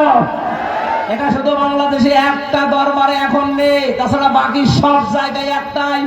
চট্টগ্রামের মরহুম মাওলানা আব্দুল জব্বার রহমতুল্লাহ আলাইহি বাইতুল শরফে যিনি আছে, শুধু এইটা বাদ দিয়ে বাংলাদেশে এখন আমি আর কোনো জায়গায় পাচ্ছি না। যদিও এর আগে শাহ কুতুবউদ্দিন রহমতুল্লাহ আলাইহি ছিলেন, এরপরে আবার ওই আব্দুল জব্বার সাহেবের ছেলে এখন পীর হয়েছে, কিন্তু ওনার পরে ওনার ছেলে হতে পারেনি। এই দরবারটাই শুধু দেখলাম, বহু দরবারে ঘুরে দেখলাম না এই নিয়ম নীতি নেই। আরে ভাই, ইসলামের সাথে কোরআনের সাথে যেটা মেলে না, ওটা কি পীরের দরবার হতে পারে? হযরত ওমর যদি বলতেন, এই ভালো করে তাকান, হযরত ওমর যদি বলতেন আমার ইন্তেকালের পর এই চেয়ারে বসবে আমার ছেলে আব্দুল্লাহ, কারণ সব দিক থেকে তিনি যোগ্যতা সম্পন্ন ছিলেন, তারপরেও তিনি কিন্তু এ কথা বলেননি। উনি বললে কেউ নিষেধ করতো না? কেউ নিষেধ করতো? তারপরও বলেছেন আমার ইন্তেকালের পরে আমার সন্তান আব্দুল্লাহ যেন না বসে। সাহাবীদের ভেতর থেকে পরামর্শ করে যাকে যোগ্য মনে করো তাকে বসিয়ে দিও, আমার ছেলে যোগ্যতা, তারপরও বসবে না, কারণ আমার ইন্তেকালের পরে মানুষ বলবে ওমর মারা গেছে, মারা যাওয়ার আগে ছেলেকে বসিয়ে গেছে চেয়ারে। আপনার বিবেক কি মরে গেছে নাকি? হ্যাঁ, আপনি এই হাদিসটা একটু তাকাননি কোনদিন? বিশ্ব নবী যদি বলতেন আমার ইন্তেকালের পরে আমার মেয়ে ফাতেমা বসবে চেয়ারে, কেউ নিষেধ করতো? আরো জোরে বলেন। উনি করেছিলেন? তা আপনি কোথা থেকে ইসলাম নিয়েছেন আমি তো টের পাচ্ছি না। পীর সাহেব মরিয়েছে দেরি, সঙ্গে সঙ্গে ওনার ইসলাম অভিষিক্ত হয় ওনার বড় ছেলে না মেজো ছেলে। কোথায় পেয়েছেন বলটামি? আপনি ইসলাম, এই পীরের যে ব্যবসা এই দেশে চলছে, এটা ইসলাম থেকে নেননি, আপনি নিয়েছেন আপনার বাপ দাদার কাছ থেকে। এই কথা বলতে গিয়ে যখন কোরআনের সাথে হাদিসের সাথে মেলে না, তখন ওই মানুষগুলো কি বলবে? আসো হামজা দাওয়াত করে খাওয়াই। তখন বলবো তো আমার ব্যবসায় আগুন লাগিয়ে দিয়েছে, ও যেন আর না আসে। আমি হারাজুর শব্দের ব্যাখ্যায় ছিলাম। এদিকে তাকান, আমি নাম ধরেই বলছি, আপনার যা মনে হয় হোক। এই দেশে যতগুলো দল আছে এখন ৭৩টার উপরে, আপনি দেখবেন মাত্র একটা দলের ভেতরে এই নিয়মটা নেই যে মারা গেলে ওনার ছেলে আবার দলের প্রধান হবে না। আরো দিতে গেলে দলের দলীয় পদ নিতে চায় না, কান্নাকাটি করে, বলে না এত বড় দায়িত্ব আমি নেব না। বাকি বাংলাদেশে কোন একটা দল দেখান যেখানে দায়িত্ব দিতে গেলে নিতে চায় না, কান্নাকাটি করে দেখান, আর জোর করে নিতে। এরপর আপনার বিবেক খোলে না, কবে খুলবে আবার? উনি মারা যাচ্ছে, ওনার মেয়ে বসবে চেয়ারে, উনি মারা যাচ্ছে, ওনার বউ বসবে চেয়ারে। কোথায় পেয়েছেন ভণ্ডামি? এটা যেহেতু ইসলামে নেই, আমরা ওইটা মানি না। আপনি কি ইসলাম নেবেন বাবার কাছ থেকে না নবীর কাছ থেকে? আরো জোরে বলা লাগবে। এটা যদি স্বীকার করেই নেন যে আমি নবীর কাছ থেকে ইসলাম নেব, এই দেশে এই নিয়মে যেটা চলছে আপনাকে সেইটা মানার আহ্বান জানাচ্ছি। এখন আপনার বিবেকে যদি সায় না দেয়, মনে করবেন বিবেকের উপরে কুকুরে প্রসাব করেছে। বলছে ঠিক। হারাজনের ব্যাখ্যা করতে গেলে সারা আন্দাজে ইবাদত বানিয়ে নিয়েছেন, আন্দাজে দরবার বানিয়ে নিয়েছেন, এগুলো তো টিকবে না। তখন ওই মানুষগুলো হে নবী দেখবেন আপনার কথা শোনার পরে আপনার হাদিয়া তোফা নজর নিয়াজ বন্ধ করে দেবে, এমনকি তারা আপনার জানের শত্রু হয়ে দাঁড়াবে। এটা ১৫০০ বছর আগে হয়েছে, এখনো হচ্ছে, কিয়ামত পর্যন্ত হতেই থাকবে। কিন্তু কোরআনে কারীম যেভাবে প্রচার করা দরকার ওইটা বন্ধ হবে না। বন্ধ করা যাবে? যেভাবে আল্লাহ দিয়েছেন আমরা ওইভাবে প্রচার করতে চাই। আল্লাহ আমাদের তৌফিক দেন, বলেন আমিন। সূরা আনাম থেকে আমরা একটা আয়াত পড়ছি, তাফসীর আকারে কথা বলার চেষ্টা চালাবো ইনশাআল্লাহ। জবান খুলে কোরআনের সোনালী আয়াত একটু পড়েন আগে। আউযু বিল্লাহি মিনাশ শাইতানির রাজীম। বিসমিল্লাহির রহমানির রহিম।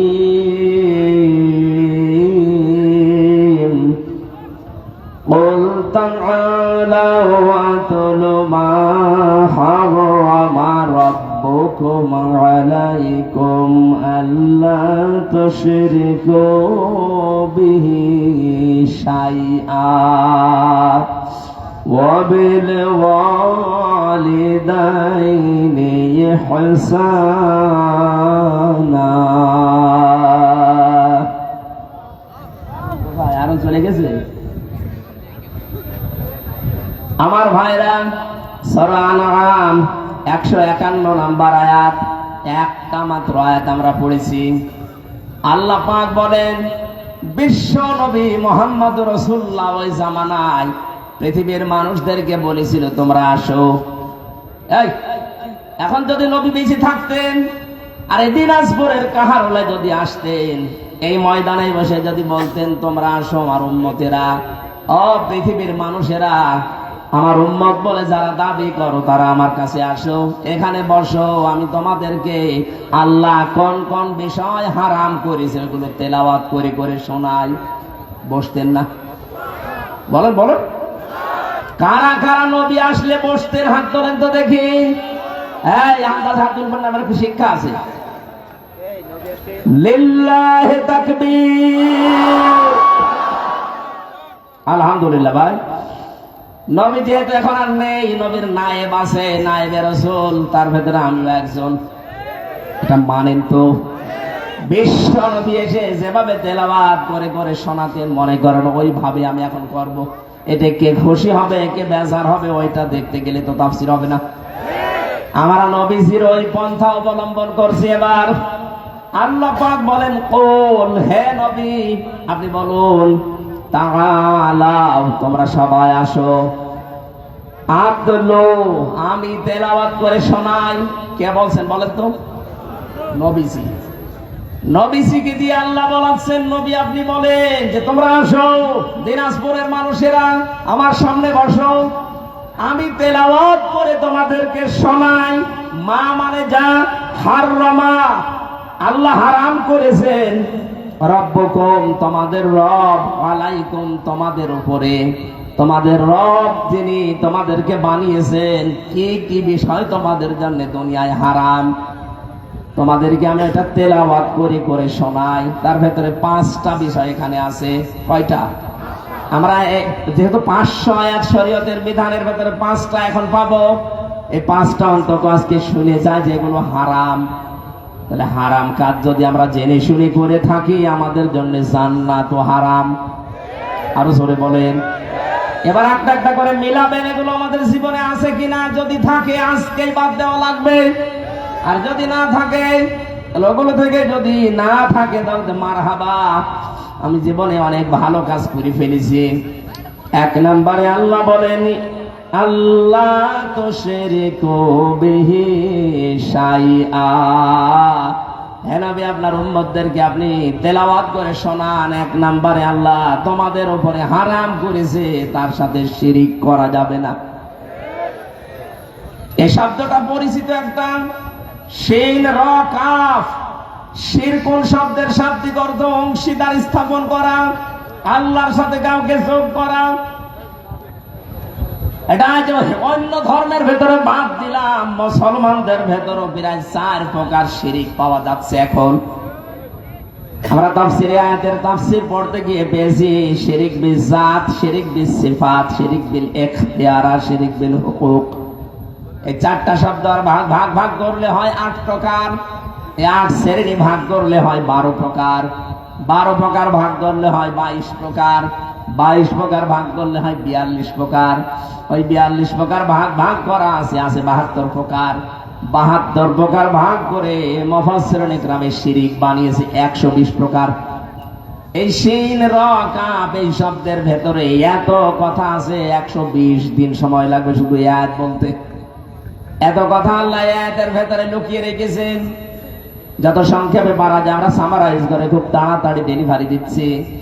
আল্লাহ রাব্বুল আলামিন বলেন, আমি আল্লাহর জাতের সাথে আপনার উম্মতদেরকে বলেন তারা যেন শিরিক না করে। আল্লাহ কয়জন? আরো জোরে বলেন।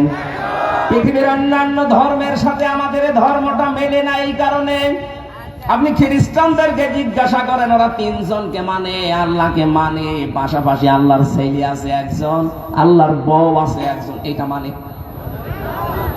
আপনি ইহুদিদেরকে জিজ্ঞাসা করেন, তারা মানে 2 জনকে, তারা আল্লাহকেও মানে, পাশাপাশি তার একটা ছেলে আছে হযরত উযাইর আলাইহিস সালাম, তাকেও মানে। হিন্দুদেরকে ভাই জিজ্ঞাসা করেন, ওরা বলবে আমাদের 3টা 2টা না, আমাদের 33 কোটি। কত? পৃথিবীতে এরকম 4,500-এর উপরে ধর্ম চলছে। কোন ধর্মের সাথে ইসলাম ধর্মের এই মূল নীতির মিল নেই। আমরা মানি শুধুমাত্র একজনকে, যার কোনো শরীক নেই, অংশীদার নেই। কথা বলা লাগবে। এখানে প্রথমে এই স্বীকৃতি আপনাকে দেওয়া লাগে, লা ইলাহা ইল্লাল্লাহু মুহাম্মাদুর রাসূলুল্লাহ, লা ইলাহা ইল্লাল্লাহ। জবান খুলে তেলাওয়াত করেন, লা ইলাহা ইল্লাল্লাহ। লা ইলাহা ইল্লাল্লাহ, লা ইলাহা ইল্লাল্লাহ, লা ইলাহা ইল্লাল্লাহ মুহাম্মাদুর রাসূলুল্লাহ। কয়েকদিন আগে চুয়াডাঙ্গা জেলায় 2 জন স্বামী স্ত্রী মুসলমান হয়েছে, তারা শিক্ষিত মানুষ। ওনাদেরকে কালিমাটা পড়ালাম। পরে আমাকে প্রশ্ন করছে, শুধু এতটুকু বললেন কেন? আপনাদের কালিমা আমি 5টায় জানি, অথচ এখানে আমরা হাজারো অনেক মুসলমান যারা 5টা না 3টার বেশি কালেমা জানেই না। এমনকি একটা হুজুর বসে আছে, এটা যদি এখন 5টা কালেমা বলতে বলেন 2টার বেশি আপনারা পারবে না। অনেক বড় হুজুর, মাদ্রাসার মহাতামিম। অনেক বড় বড় মুসলমানকে আমি জিজ্ঞাসা করে দেখেছি 5 কালেমার 2টার পরে জানে না, অথচ হিন্দু মানুষ মুসলমান হচ্ছে 5 কালেমায় তারা আয়ত্তে আছে। আমি যখন শুধু এই শাহাদাতটা পড়ি, কালেমায়ে তাইয়্যিবাটা পড়িয়েছি, আমার বলছে না শাহাদাত পড়ান, এরপরে তামজিদ আছে, তাওহীদ আছে, রদ্দে কুফর আছে, সবগুলো আমার পড়ান।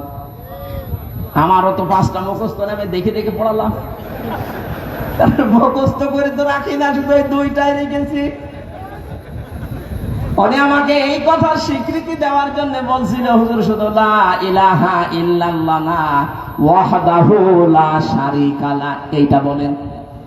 আমি এমন আল্লাহর উপরে ঈমান আনছি যার কোনো শরীক নেই, তিনি একা একক। সুবহানাল্লাহ বলতে পারে নাই? তাহলে আমরাও এমন আল্লাহর প্রতি ঈমান এনেছি যার কোনো শরীক, আরো জোরে বলেন, অংশীদার স্থাপন যারা করছেন না বুঝে করছেন। পৃথিবীর এই পৃথিবীতে একেবারে সর্বপ্রথম ধর্ম যেটা সনাতন ধর্ম, তার নাম ইসলাম। যদিও অনেকে আছে এই কথা প্রচার করেছে সনাতন ধর্ম মানে হিন্দু ধর্ম না, সনাতন মানে পুরাতন। সনাতন মানে কি? পুরাতন ধর্ম। পৃথিবীতে ইসলামের আগে আর কোনটা ছিল? এ পৃথিবীর প্রথম মানুষ যিনি হযরত আদম আলাইহিস সালাম, তার স্ত্রী হযরতে হাওয়া, তাদের ধর্ম কি ছিল বলেন তো? আরো জোরে বলেন। তাদের ধর্ম ছিল ইসলাম, তাদের চাইতে পুরাতন কেউ আছে? তাহলে আপনি যে বলেন পুরাতন মানে সনাতন ধর্ম মানে হিন্দু ধর্ম না, ওটা অনেক পরে এসেছে। ওটা হাবিল আর কাবিলের মাধ্যমে শয়তান ধোঁকা দিয়ে বোকা বানিয়ে ওই ধর্মের আবিষ্কার করেছে। পৃথিবীতে একটাই ধর্ম আল্লাহ পাক পুরাতন ধর্ম, যেটা আদম নবী থেকে এখন পর্যন্ত চলছে, কিয়ামত পর্যন্ত এই ধর্মের উপরে আল্লাহ শুধু রাজি আর খুশি, তার নাম ইসলাম। এর আগে আমি বানালাম। সূরা আলে ইমরানের 85 নম্বর আয়াত, وَمَن يَبْتَغِ غَيْرَ الْإِسْلَامِ دِينًا فَلَن يُقْبَلَ مِنْهُ وَهُوَ فِي الْآخِرَةِ مِنَ الْخَاسِرِينَ। জোরে বলেন আল্লাহু আকবার। আল্লাহ পাক বলেন, ইসলাম বাদ দিয়ে পৃথিবীর যে কোনো ধর্ম অনুসরণ করে যদি আমাকে রাজি করতে চাও, আমি কখনো রাজি হব না। আল্লাহ যে কখনো হবে না তার বাংলা কি? এই যে লান আছে, ফালাই ইকবালা, ইকবালা এটা মজারে বর্তমান ভবিষ্যৎ, প্রেজেন্ট ফিউচার। এর আগে ফা আছে আর পরে লান আছে। আরবি গ্রামার অনুযায়ী লান যদি কোনো মজারের আগে আসে, অর্থ হয় কখনো হবে না। সুতরাং আজ ইসলাম বাদ দিয়ে পৃথিবীর যে কোনো নিয়ম নীতি ধর্ম পালন করে যদি আল্লাহকে রাজি করতে চান, আপনি আল্লাহর মন পাবেন না। এই কথা বলেন না কেন? শুধু এতটুকু আল্লাহ শেষ করেননি, ওয়া ফিল আখিরাতি মিনাল খাসিরিন। সবচেয়ে বড় ক্ষতি হবে আপনার মরণের পর। আপনি যেন ক্ষতিগ্রস্ত হয়ে না যান, আপনি যেন বিপদে না পড়েন, এই জন্য আহ্বান জানাচ্ছি, আসেন শান্তির ধর্মে ইসলামে আসেন, পরিপূর্ণভাবে মেনে নেন। এর ছাড়া শান্তি, এর ছাড়া নিরাপত্তা, স্বস্তি পৃথিবীর কোন ধর্ম আপনাকে দিতে পারবে না। আপনি যদি স্বস্তি চান, শান্তি চান, নিরাপত্তা চান, ইসলাম বাদ দিয়ে পৃথিবীতে কোন ধর্ম আছে আপনি আমারে বলেন, আমি সেখানে যাব। বহু ধর্মের নিয়ম নীতি আমি বিশ্ববিদ্যালয়ে থাকাকালীন পড়েছি, কিন্তু না আমি পাইনি। ইসলামের বাইরে যা পেয়েছি সেখানে শুধু অশান্তি। বিশ্বের যতগুলো দেশে আমি ঘুরেছি, বহু জাতির সাথে আমার ওই গাড়িতে দেখা হয়েছে, ট্রেনে হোক, বাসে হোক, প্রাইভেট গাড়িতে হোক। আমি যাওয়ার সময় অনেক ইহুদির সাথে বেরিয়েছি, খ্রিস্টানের সাথে, হিন্দুদের সাথে, বৌদ্ধদের সাথে, মাজুসীদের সাথে মিলেছি, দেখেছি তাদের মনের কথাগুলো। ওরা নিজেরাই যখন একান্তে থাকে বলেছে, না, পৃথিবীর একটাই মাত্র ধর্ম আছে, শান্তি, স্বস্তি, নিরাপত্তা দিতে পারে, তার নাম ইসলাম। যদিও বাপ দাদার ধর্ম পালন করি বা বংশের কারণে, প্রতিবেশীর কারণে, প্রভাব প্রতিপত্তির কারণে সঠিকটা বলতে চাই না। আমি নিজে পরীক্ষিত, যখন বরিশালে পড়তাম, ওই সময় ব্রিজ ছিল না, যাওয়া লাগতো লঞ্চে, নৌকায়। যে লঞ্চ, ছোট ছোট লঞ্চ, সেগুলো বৃষ্টি বা বাদল আসলে, ঝড় উঠলে কাঁপাকাঁপি করতো। আমার পাশে এক দাদা, হিন্দু দাদার দাদি বসে আছে, যখন টলাটলি করছে, মুসলমানেরা পড়ছে লা ইলাহা ইল্লাল্লাহ, হিন্দু দাদা দেখছে বলছে লা ইলাহা ইল্লাল্লাহ। কি গো, আপনার চেহারা দেখে মনে হচ্ছে আপনি অন্য ধর্মের, কারণ ওদের দেখলে বোঝা যায় না এখানে কি দেওয়া থাকে একটা। বললাম, দাদা মুসলমান হয়েছেন কবে? হয়নি। কি পড়েন? কালেমা পড়েন কোন কারণে? আপনি তো জপবেন হরি হরি, এই বলতে পারেন, আপনি কালেমা পড়ছেন মানে? আমারে বলছে, হুজুর, যে ঝড় উঠেছে ও কালী দুর্গার কাজ না, আল্লাহ লাগবে। এই ঝড় থেকে বাঁচাতে হলে আল্লাহ ছাড়া কেউ নেই। সূরা বানী ইসরাঈলে আল্লাহ এই হিন্দু ভাইয়ের, হিন্দু দাদার কথাটা তুলে ধরেছেন। হে নবী, যখন বিপদে মানুষ পড়ে দেখবেন পৃথিবীর যে কোনো মানুষ, তখন আল্লাহ বাজার কাউকে ডাকে না। এটা আমি নিজে সরাসরি দেখলাম, উনি নিজেই জপতেছে লা ইলাহা ইল্লাল্লাহ। তখন আর কালী দুর্গা বা অন্য কিছু আমাকে বাঁচাবে এই বিশ্বাস তাদের আর হয় না। হ্যাঁ, এটাই স্বাভাবিক। জেলখানার ভেতরে আমি অনেক হিন্দুকে পর্যন্ত পড়িয়েছি, অন্যান্য ভাষা। হিন্দুদের সাথে ওরা খাবার দিতে আসতো, যখন আমরা দেখতাম ওই মানুষগুলো অনেকে মুসলমান হয়ে গেছে, 10 বছর, 20 বছর, 25 বছর জেল খাটতেছে। ও জানে যে বাইরের জীবনে আর যাওয়া যাবে না, জীবনটা নষ্ট করে করবো কি? শান্তির ধর্ম এখানে আছে, আমরা মেনে নেই। ওখানে জসিমউদ্দিন রহমানী মাওলানা ছিলেন, আপনারা জানেন, ওনার হাতে বহু মানুষ মুসলমান হয়েছে ভেতরে। আমাদের যারা খাবার দিয়েছে তো আমি নিজেও দেখেছিলাম, এই মানুষগুলোর পরিবর্তন আসতেছে মুসলমানদের এই আচার আচরণ কৃষ্টি কালচার দেখে। ওরা দেখতেছে পৃথিবীর কোন ধর্মের ভেতরে শান্তি নেই, স্বস্তি পাওয়া যায় না, নিরাপত্তা নেই। গভীর রজনীতে মুসলমান আলেমেরা যখন রাতের বেলায় ফাঁসির কন্ডেম সেলের ভেতরে তাহাজ্জুদ পড়ার জন্য উঠত, নামাজ শেষ করার পরে 2 রাকাত 4 রাকাত 8 রাকাত পরে দেখতাম আলেমরা কান্না। বিশেষ করে মাওলানা শাখাওয়াত হোসেন রাজি, মাওলানা জুনায়েদ আল হাবিব, মাওলানা মামুনুল হক এত বেশি কন্দন করেছে। আর আমি যেহেতু ডাক্তার শফিকুর রহমানের সাথে 4 দিন ওনার ঘরে যেতাম, তাহাজ্জুদের নামাজ আদায় করে এত গভীর ভাবে কান্নাকাটি করতেন। শুধু ওই ছেলে গেছে এই কারণে না, নিজের অপরাধ বোধ জাগ্রত হতো, নিজের পেছনের জীবনের দিকে তাকানোর পরে এত বেশি কন্দন করেছে, যেহেতু কন্দনটা মন থেকে আসতো, এজন্য প্রভাব পড়তো। আশপাশে যারা আছে অনেক হিন্দু ভাইরা পরবর্তী দিন সকালে এসে বলতো ওই রকম শান্তি আমরাও পেতে চাই। গভীর রজনীতে সত্য যদি আপনি শান্তি আর স্বস্তি পেতে চান মনের ভেতরে, গভীর রজনীতে সেজদা লম্বা ভাবে দিয়ে আল্লাহকে মন থেকে ডাকবেন, দেখবেন আল্লাহ নিজের পক্ষ থেকে একটা আলাদা শান্তি আপনার মনে তৈরি করে দেবে। আজকে এই বাড়ি সে যদি একটু পারেন লম্বা সেজদা দেবেন, এই 2 থেকে 3 থেকে 5 মিনিট না, 20-25 মিনিট, আধা ঘন্টা পড়ে থাকেন, কিছু যদি না বলতে মনে হয় এমনি পড়ে থাকেন, কারণ ওইটা আল্লাহর কুদরতের পা। আল্লাহর কুদরতি পায়ে আমি দেখেছিলাম জামাত ইসলামের এই কেন্দ্রীয় আমির, ইনি আধা ঘন্টা 45 মিনিট সেজদায় পড়ে আছে, চোখের পানি দিয়ে যাই নামাজ ভিজে যাচ্ছে। শান্তি যদি না পাবে কোন কারণে পড়ে আছে 45 মিনিট।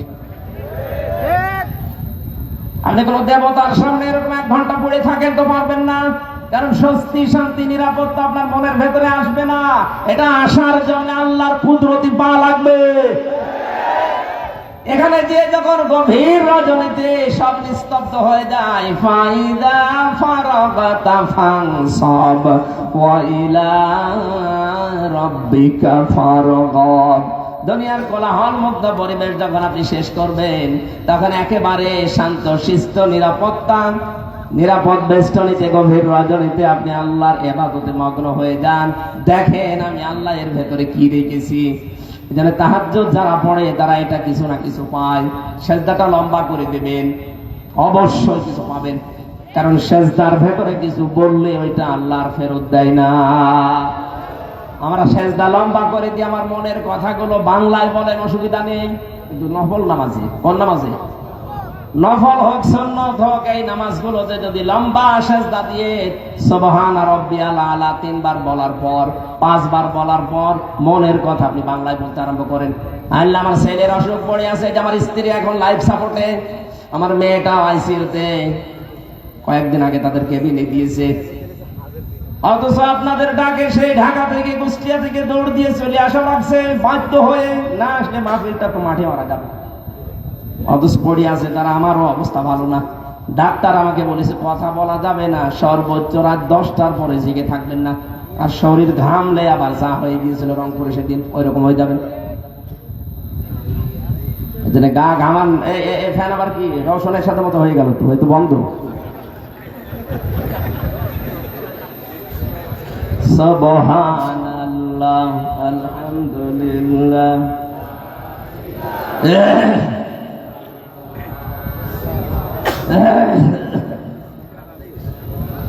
লা ইলাহা।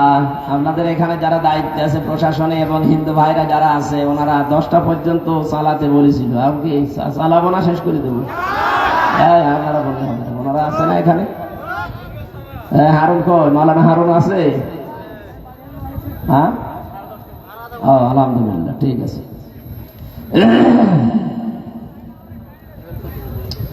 লা ইলাহা ইল্লাল্লাহ মুহাম্মাদুর রাসূলুল্লাহ।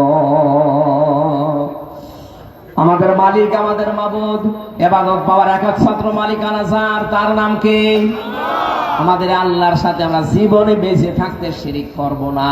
যারা করছে আল্লাহ তাদেরকে যেন বুঝ দেন, হেদায়েত দেন, বলেন আমিন।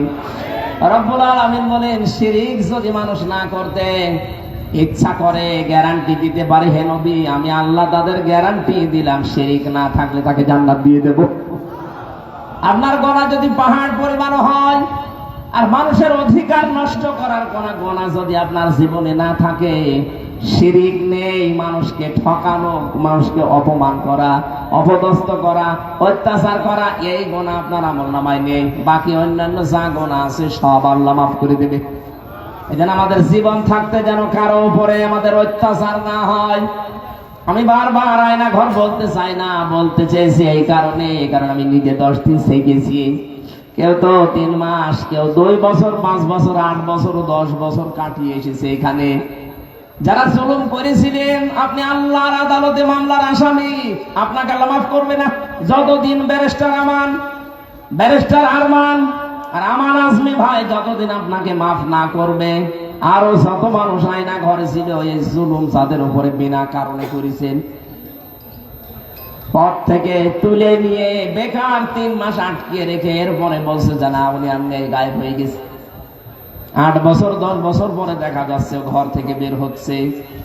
এমন অবস্থা মানুষের চেহারা, ব্যারিস্টার আরমানের যে চেহারা আপনি 8 বছর আগে দেখবেন, এখন তার সাথে মিল আছে। কি খেতে দিতে পচা ছোলা সকালবেলা, আর দুপুর বেলা মাখানো ভাত, মনে হচ্ছে কি মাখিয়ে রেখে গেছে খা। 1.5-2 মিনিট সময় দিত মাত্র টয়লেট করার জন্য। এই পায়ের ভেতর দিয়ে হাত এইভাবে লাগিয়ে সামনে যে লোহার বেড়া ছিল ওর সাথে হাত লাগিয়ে টাইট করে বেঁধে দিত। আপনি যদি এমনি শুয়ে থাকতে বলতেন 1-2 ঘন্টা 5 ঘন্টা, 1 দিন 2 দিন 5 দিন থাকা যায়। 8টা বছর আপনাকে শুতে দেয়নি, মাজার হাড় বাঁকা হয়ে গেছে। আমি তো 10 দিনে আমার হাল শেষ হয়ে গেছে। আমি তো যুবক মানুষ, তাই আমি পারি নাই। আর ব্যারিস্টার আরমান, ব্রিগেডিয়ার জেনারেল আমান আজমি ভাই বয়স্ক মানুষ, 60 বছর 70 বছর তাদের বয়স, ওদের তো এমনি মাজার কাটি ঢিল হয়ে গেছে। আর তাদেরকে যদি 10টা বছর একাধারে মাটিতে শুইতে দেয় না হাত দিয়ে। আমার সাথে যিনি ছিলেন মাওলানা মুফতি ফখরুল ইসলাম, মানে আমার সাথে শেষে ছিলেন জেলখানায়, আমারে বলতো হামজা ভাই আমারে নিয়ে এইভাবে বেঁধে রেখেছিল 2 দিন 5 দিন 10 দিন না, মাসের পরে মাস। আমি মাঝে মাঝে বলতাম আল্লাহ তুমি আমারে মরণ দিয়ে দাও। মানুষ যে শুয়ে থাকে এটাতে কত বড় নিয়ামত আমি ওই সময় টের পেয়েছি।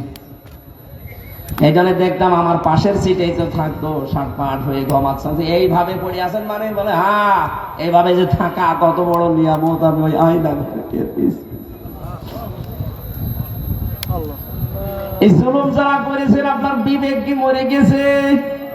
আপনি কি করে এটা জানার পরও খাবার খেতেন, স্বামী স্ত্রীর কাছে থাকতেন, দুনিয়াদারি করতেন? আমার তো বিশ্বাস হয় না। আপনি অবশ্যই লাল পানি খেতেন বা ঘুমের পড়ি খেতেন, তাছাড়া আপনার ঘুম আসা সম্ভব না। আপনার জীবনে যদি জুলুম থাকে, কারো উপরে অত্যাচার থাকে, তাহলে আপনার জীবন শেষ। এই দুনিয়া তো শেষ, আখিরাত তো আপনার শেষ। আমাদের দ্বারা যেন এরকম কিছু না হয় আমরা সতর্ক থাকবো। আল্লাহর অধিকার কিছু যদি নষ্ট হয়, নামাজ পড়েননি, রোজা রাখেননি, হজ করেননি, আল্লাহর অধিকার ছিল আপনি করেননি, ইচ্ছা করলে আল্লাহ মাফ করে দেবে। কিন্তু কোন মানুষের অধিকার যদি নষ্ট হয় আর শিরিক যদি আপনার জীবনে থাকে, আপনার আর মাফ পাওয়ার লাইন নেই। ইন্নাল্লাহা লা ইয়াগফিরু আন ইউশরাকা বিহি ওয়া ইয়াগফিরু মা দুনা যালিকা লিমান ইয়াশা। কোন মানুষ যদি শিরিক করে আমি আল্লাহ ওরে আর মাফ করি না। এজন্য আহ্বান জানাচ্ছি, যারা শিরিকে আছেন একটু বিবেকটা কাজে লাগান। এত বড় মাবুদ যিনি নেই থেকে আপনাকে এ পর্যন্তই নিয়ে এসেছে, আপনি কিন্তু নেই ছিলেন কি? আপনার কোনো আলোচনা ছিল না দুনিয়ায়। আমি যে হামজা 33 বছর বয়স, 33 বছর আগে হামজা বলি আমাকে কেউ চিনত?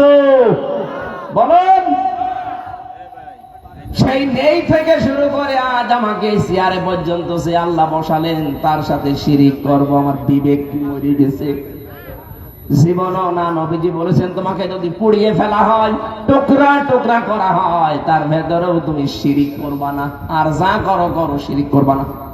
যেন আহ্বান জানাচ্ছি, নবীজি আসলে এইটাই বলতেন, কারণ আতুলু মা হারামা রাব্বুকুম আলাইকুম আল্লা তুশরিকু বিহি শাইআ।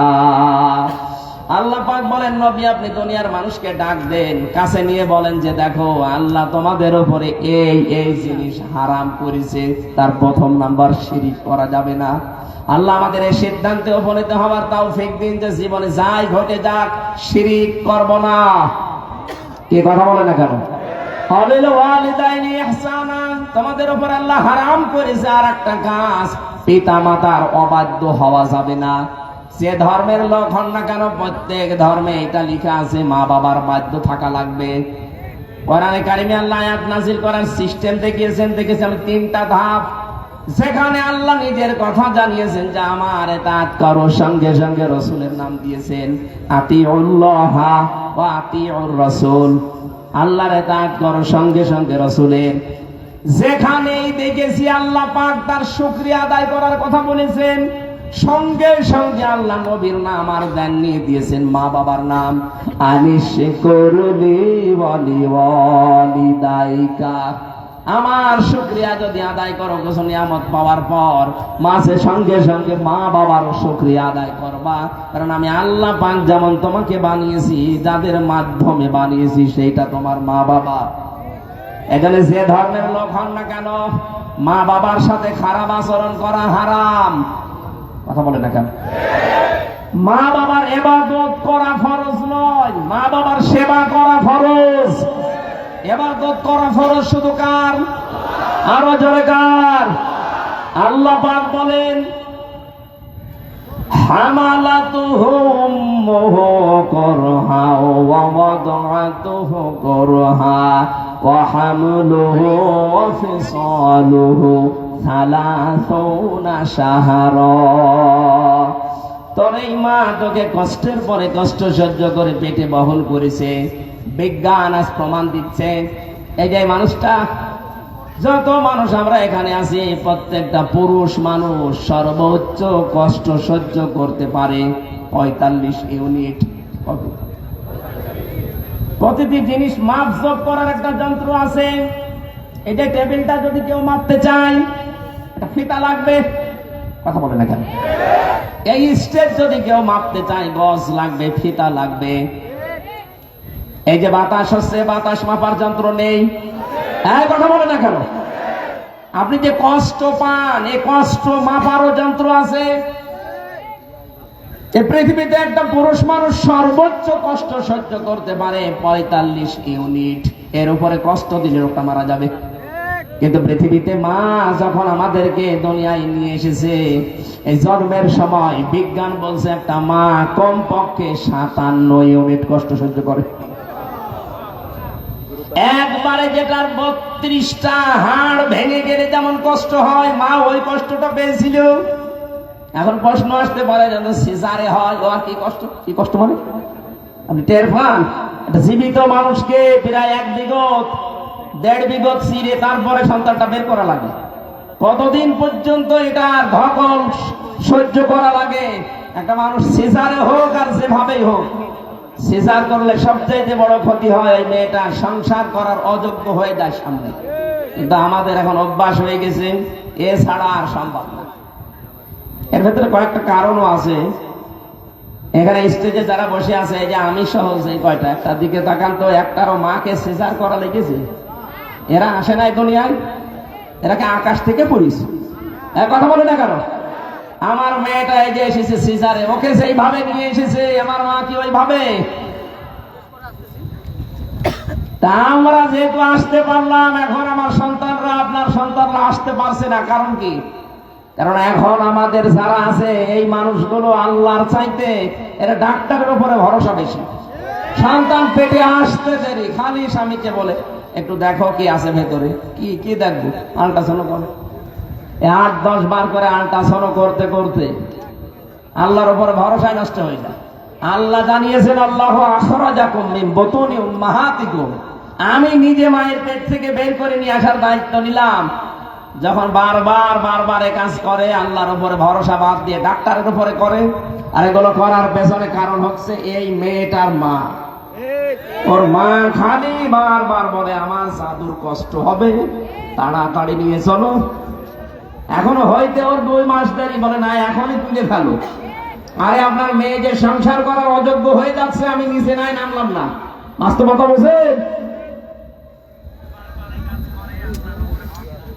আল্লাহ যে রাস্তা দিয়েছে, রাস্তা দিয়ে সন্তান আসতে গেলে কিছুদিন পরে ওটা স্বাভাবিক হয়ে যায়, কিন্তু উল্টা রাস্তা যখনই তৈরি হয় তখন ওটা আর স্বাভাবিক থাকে না। এই মানুষের, এই মেয়েটার শরীরের অনেক কিছু নষ্ট হয়ে যায়। এই জন্য সর্বাত্মক ভাবে চেষ্টা করার পরে যদি না হয়, ডাক্তারদের বোর্ড বসবে, সিদ্ধান্ত হবে, এরপরে সিজার। আর এখন শুধু অ্যাম্বুলেন্সে ডাক শুনতে দেন, তাড়াতাড়ি ওরা কেস ধারবে, কাজ হচ্ছে। সম্মানিত মা বোনেরা, কষ্ট যদি সহ্য না করেন তাহলে সন্তানের সাথে আপনার মহব্বত বাড়বে কি করে? 3টা কারণে মহব্বত বাড়ে। পৃথিবীতে কষ্ট সহ্য করে নিয়ে আসা, 2 নম্বরে মায়ের দুধ খাওয়ানো। এটা এখন তো উঠে যাচ্ছে দিন দিন, এখন শুধু ডানো আনো। কথা বল, কোরআনে কারিমে সূরা বাকারার ভেতরে আছে, বলে ওয়ালিদাতু ইরদিউনা আওলাদাহুন্না হাওলাইনি কামিলাইনি আইয়ুতিম্মার রাদা। আমি পৃথিবীর প্রত্যেকটা বাবাকে আদেশ দিলাম। কাকে? আমি কি ভুল বলে ফেলেছি? না, কিসের ভুল বলছো? মাথা কি খারাপ হয়ে গেছে?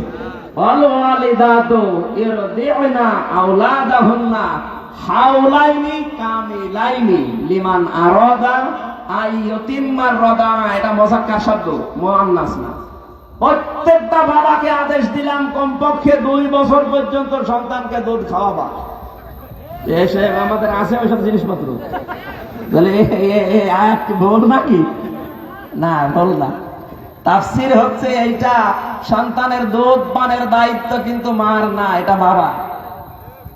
মা পান করাচ্ছে, এটা আপনার প্রতি ইহসান করে গেছে। উনি যদি বলে যে না আমি দুধ খাওয়াবো না, প্রত্যেক দিন দুধ 8 বার করে একটা বাচ্চাকে খাওয়ানো লাগে। কয়বার? কথা বলছে না। বিজ্ঞান এখন প্রমাণ করছে প্রতিটি বারে যদি 1 কোয়া করেও খায়, প্রত্যেক দিন একটা সন্তান কমপক্ষে 2 কেজি করে দুধ খায়। আপনি 2 বছর একাধারে চেষ্টা করেন, হিসাব করে আমি দেখেছি 36 মন হয়। কত? মায়ের ওজন কয় মন? 1.5 মন হবে। 1.5 মনের ভেতর থেকে আল্লাহ 2 বছরে 36 মন দুধ বের করেছে। আমার কুষ্টিয়ায়, আমার গ্রামের বাড়িতে, এখানে এক লোকের একটা বউ, তার 11-12টা মেয়ে, 4টা ছেলে, কত হয়? 16টা। 36 মন করেও যদি ধরেন, আপনি হিসাব করেন কত হয়? কত হবে? করে এটা লাগবে। ওই 2 জনই মারা গেছে, কিন্তু 12টা মেয়ে, 4টা ছেলে বেঁচে আছে। বলেন এই মহিলার ওজন খুব বেশি হলো না? 1.5 মন হবে। 1.5 মন ওজন থেকে আল্লাহ কত মন? 36 দুগুণে কত হয়? 72 মন। 72 মন বলে না, 772 মন না কত হয়? আমি একবার হিসাব করেছিলাম ওনার কাছে যে, আপনি বলেন তো দেখি, হিসাব করে করে দেখি 700 কত মন। আমি বললাম আপনার ওজন তো আপনি 1.5 কেজি, 1.5 মন। আপনার ভেতর থেকে আপনার সন্তানদের জন্য আল্লাহ দুধ বের করেছে 772 মনের উপরে। আল্লাহ, হ্যাঁ 876। চিন্তা করে দেখেন কত দুধ আল্লাহ বের করলেন। এটা এমনি এমনি আল্লাহ বের করেনি, একটা কারণ আছে। কারণ এই দুধগুলোর ভেতরে রোগের প্রতিষেধক আল্লাহ দিয়েছে। এই জন্য যে সমস্ত মেয়েরা সন্তান হলে দুধ দিতে চান না, নিজের বডি ফিগার নষ্ট হয়ে যাবে, যেই জিনিস যেই জায়গায় আটক রাখা হয় ওই জিনিস ওই জায়গায় পছন্দ হবে। আপনি এই পানি এক জায়গায় আটক রাখেন, ছেড়ে দেবেন না, দেখবেন ওর ভেতরে পছন্দ ধরবে, পোকামাকড় তৈরি হবে, দুর্গন্ধ তৈরি হবে। কথা বলছে না কেন? লোহা লক্কড় এক জায়গায় রেখে দিন, কাজ করবেন না, ও জং ধরে যাবে, অকেজ হয়ে শেষ পর্যন্ত নষ্ট হয়ে যাবে। পৃথিবীর কোন জিনিস এক জায়গায় রাখলেই নষ্ট হয়। মায়ের স্তনে আল্লাহ দুধ দিয়েছে, এটা কি রেখে দেওয়ার জন্য না পান করানোর জন্য? এটা যখন পান করায় না, বডি ফিগার নষ্ট হয়ে যাবে, শেষে কেটে বাদ দেওয়া লাগে, ক্যান্সার হয়ে যায়। এই জন্য আশা করছে আপনাদের দায়িত্ব না। আপনারা যদি বলেন না আমরা আজকে থেকে আর দুধ খাওয়াবো না, এই প্রতি 2 বছরের জন্য আমাদেরকে 5 লাখ করে টাকা দেওয়া লাগবে, তাও আমাদের বললে তো আমি সমস্যা করে যাবে। কারণ আমার তো এই 10 দিন আগে একটা বাচ্চা হয়েছে। না, এটা আমার বলার দরকার নেই, এই আবার আমার বিরুদ্ধে চলে আসছে। হ্যাঁ, এটা বলবো মানে সম্মানিত মা বোনেরা, এটা আপনার দায়িত্ব না, বাবার দায়িত্ব। আপনি যে একটু ইহসান করছেন বাবার প্রতি, এজন্য আমাদেরও ওদের প্রতি ইহসান করা দরকার। ওরা যেহেতু ফিরি ফিরি এটা করাচ্ছে, অন্তত কোনো হাদিয়া তোফা দিয়ে শোধ দেওয়া দরকার। মা বোনরা এই দুধটা পান করাবেন, আপনার স্তনে আল্লাহ দিয়েছেন এটা বের করে ফেলে দেওয়ার জন্য। সন্তানকে দিলে মহব্বত বাড়ে। আল্লাহ পাক বলেন এই দুধ খাওয়ানোর জন্য যে কষ্টটা হয় রাত দিন মিলে, একটা মানুষ যদি সারাদিন রোজা রাখে, সারা রাত তাহাজ্জুদ পড়ে, যে সওয়াব পাবে, সন্তান হবার পরে তার মুখের উপরে যে শাল দুধটা আপনি দিয়েছেন ওই সওয়াব পাবে। রব্বুল আলামিন বলেন, মা আর বাবা এই দুইজনের ব্যাপারে আমি এত ব্যাখ্যা কোরআনে দিয়েছি, পৃথিবীর কারণ আমি এত ব্যাখ্যা নেই। সূরা বনী ইসরাঈলের আয়াতগুলো থেকে আমার একটা বুঝ এসেছে। আল্লাহ পাক বলেন, আখফিদ লাহুমা জানাহাদ-যুল্লি মিনার রাহমা আকুর রাব্বিরহামহুমা কামা রাব্বায়ানি সাগীরা। জবান খুলে এই দোয়াটা ওদের জন্য পড়েন, রাব্বিরহামহুমা কামা রাব্বায়ানি সাগীরা। এই যে খফজন আল্লাহ দিলেন, যারা তাফসীর বোঝেন তাদেরকে বলছি একটু তাকান কি শব্দ আল্লাহ চয়ন করলেন। আল্লাহ বলেন আখফিজ, খফজন মানে ডাউন করার পরে ফল করে দেওয়া। হে পৃথিবীর মানুষেরা, যারা সন্তান আছো, তোমরা মার বাবার উপরে তোমাদের ডানা, যেটা রহমতের যে ডানা, ছায়া, এই ছায়াটা এভাবে ডাউন করবা, এর উপরে ফল করে দিবা। আমাদের প্রশ্ন হচ্ছে কোরআনের কাছে, কোরআন পৃথিবীর মানুষের কি ডানা হয়? কথা বলে না কেন? আমাদের তো ডানা নেই, ডানা হয় পাখির। আমাদের কি আছে? হাতের আরবি কি? ইয়াদুন। আল্লাহ ইয়াদুন দিতে পারতেন না? বাহাদুদা, আইন দোয়ার ডাল, এই শব্দ দিতেন, বা ইয়া ডাল ইয়াদুন দিতেন। আল্লাহ রাব্বুল আলামিন এই শব্দ বাদ দিয়ে পাখির কাছ থেকে ধার করে নিয়ে হাওলাত করে আমাদের লাগিয়ে দিলেন, যে তোমাদের যে ডানা আছে, জানাহাদ-যুল্লি, নম্রতার যে ডানা, এটা মা বাবার জন্য এভাবে বিছিয়ে শেষ করবা না, ডাউন করার পরে এভাবে ফল করে দিবা। আমাদের ডানার নাম আল্লাহ হাতের নাম দেয়নি এই কারণে, কারণ আমাদের হাতের ভেতরে কোনো নরম জিনিস নেই, সব শক্ত। কিন্তু পাখির যে ডানা, ওর ভেতরে নরম কিছু পর আছে, পালক আছে। এটা এত নম্র, এত নরম, সফট, কোমল। কথা বলে না কেন? এটা একটার সাথে একটা যখন মিলে যায়, পাখিটা যখন নিজের ডানা এভাবে ডাউন করে ফল করে দেয়, ওর নিচে যে বাচ্চাগুলো অবস্থান নেয়, তখন একটা কিচির মিচির আওয়াজ দেয়। বাংলায় ওটাকে বলা হয় অনির্বচন সুখ। মায়ের ডানার নিচে পাখির বাচ্চাগুলো যখন একটা অনির্বচন সুখ পায়, আল্লাহ আমাদেরকে জানিয়েছে পৃথিবীর বান্দা বান্দিরা, মা বাবা যতদিন বেঁচে আছে তারা যেন মনে করে যে আমার হামজা থাকতে আমাদের আর কোনো চিন্তা নেই। বাংলার মুসলমানেরা, আমাদের মা বাবা যারা আছে, তারা কি এটা মনে করতে এখন পারছে? না, তারা খাবার পায় না ঠিক মতো। আজ হাজারো বড় কারণে মানুষ তার মায়ের সাথে বাবার সাথে খারাপ আচরণ করতে বাধ্য হচ্ছে। সম্মানিত মা বোনেরা যারা বউ আছেন, আপনিও কিন্তু আর 20 বছর পরে ঠিক ওই জায়গায় পৌঁছাবেন। ওই জায়গায় পৌঁছালে কেমন লাগবে আপনার, সেটা এখন চিন্তা করে আপনার শাশুড়ির সাথে মায়ের মতো আচরণ করেন। মা যদি থাকে, নিজে যতটুকু খান সেই পরিমাণে যেমন খাবার খাওয়াচ্ছেন, নিজের পোশাক আশাক যেমন তাদেরকে যেমন পরিধান করান, শাশুড়ির সাথে আচরণটা করার আহ্বান জানাচ্ছি। শাশুড়ি যারা আছে, পুত্রবধূদেরকে নিজের মেয়ের মতো মনে করা লাগবে। এখানে মা বাবার সাথে খারাপ আচরণ করা হারাম, তাদের হক আদায় করা, তাদের জন্য খরচ করা, তাদের সাথে ভালো ব্যবহার করা, হাসি মুখে কথা বলা, এটা ইবাদত। এটা কি? আল্লাহর নবীকে আল্লাহ পাক বলাচ্ছেন, নবী আপনি মানুষকে ডাক দিয়ে বলেন যে আল্লাহ তোমাদের প্রতি মা বাবার সাথে খারাপ আচরণ এটা হারাম করেছেন। ভালো ব্যবহার করা, ইহসান করা তাদের সাথে, এটা ইবাদত বলেছে। জোরে বলেন সুবহানাল্লাহ। 3 নম্বরে তোমাদের প্রতি আমি হারাম করলাম, ওয়ালা তাকতুলু আওলাদাকুম মিন ইমলাক নাহনু নারযুকুকুম ওয়া ইয়্যাহুম। তোমরা কখনো তোমাদের সন্তানদেরকে রিজিকের ভয়ে হত্যা করবা না। এই যে সন্তান যাদের চলে আসে, রুহু যদি এসে যায় 40 দিনের পরে ওই সন্তানকে আর নষ্ট করা যাবে না। যদি এই মনে করে নষ্ট করে ফেলেন যে না জানি আমি কি খেতে দেব, আপনি কি ওর রিজিকের মালিক নাকি? বলেন না কেন? এই জন্য হারাম কাজটা করা যাবে না যদি তৈরি হয়ে যায়। হ্যাঁ, তৈরি হওয়ার পরে যদি আপনার সামর্থ্য না থাকে, একে মানুষ করবেন কি করে চিন্তা ভাবনা করতে আগে থেকে সতর্ক হবেন। একেবারে শেষ হয়ে গেলে 40 দিন পার হওয়ার পরে কিন্তু ওটা নুতফা, মদগা, আলাক শুরু হয়ে যায়। আমি ওটার বিস্তারিত ব্যাখ্যায় গেলে অনেক সময় লাগবে, যেটা সামারাইজ করছি। ওয়ালা তাকরাবুল ফাওয়াহিশা, আল্লাহ বলেন ফাওয়াহিশ, ফাহিশা কাজের কাছে যাওয়া যাবে না, সেটা প্রকাশ্যে হোক আর গোপনে হোক। মা যাহারা মিনহা মা বাতান। ওয়ালা তাকতুলুন নাফসাল্লাতী হারামাল্লাহু ইল্লা বিল হক, অন্যায় ভাবে কাউকে হত্যা করা যাবে না। অথচ আগস্টের 5 তারিখের আগে 1080 জনের তালিকা প্রকাশ হয়েছে। সম্পূর্ণ অপরাধ, সম্পূর্ণ নিরপরাধ মানুষকে তারা হত্যা করেছে।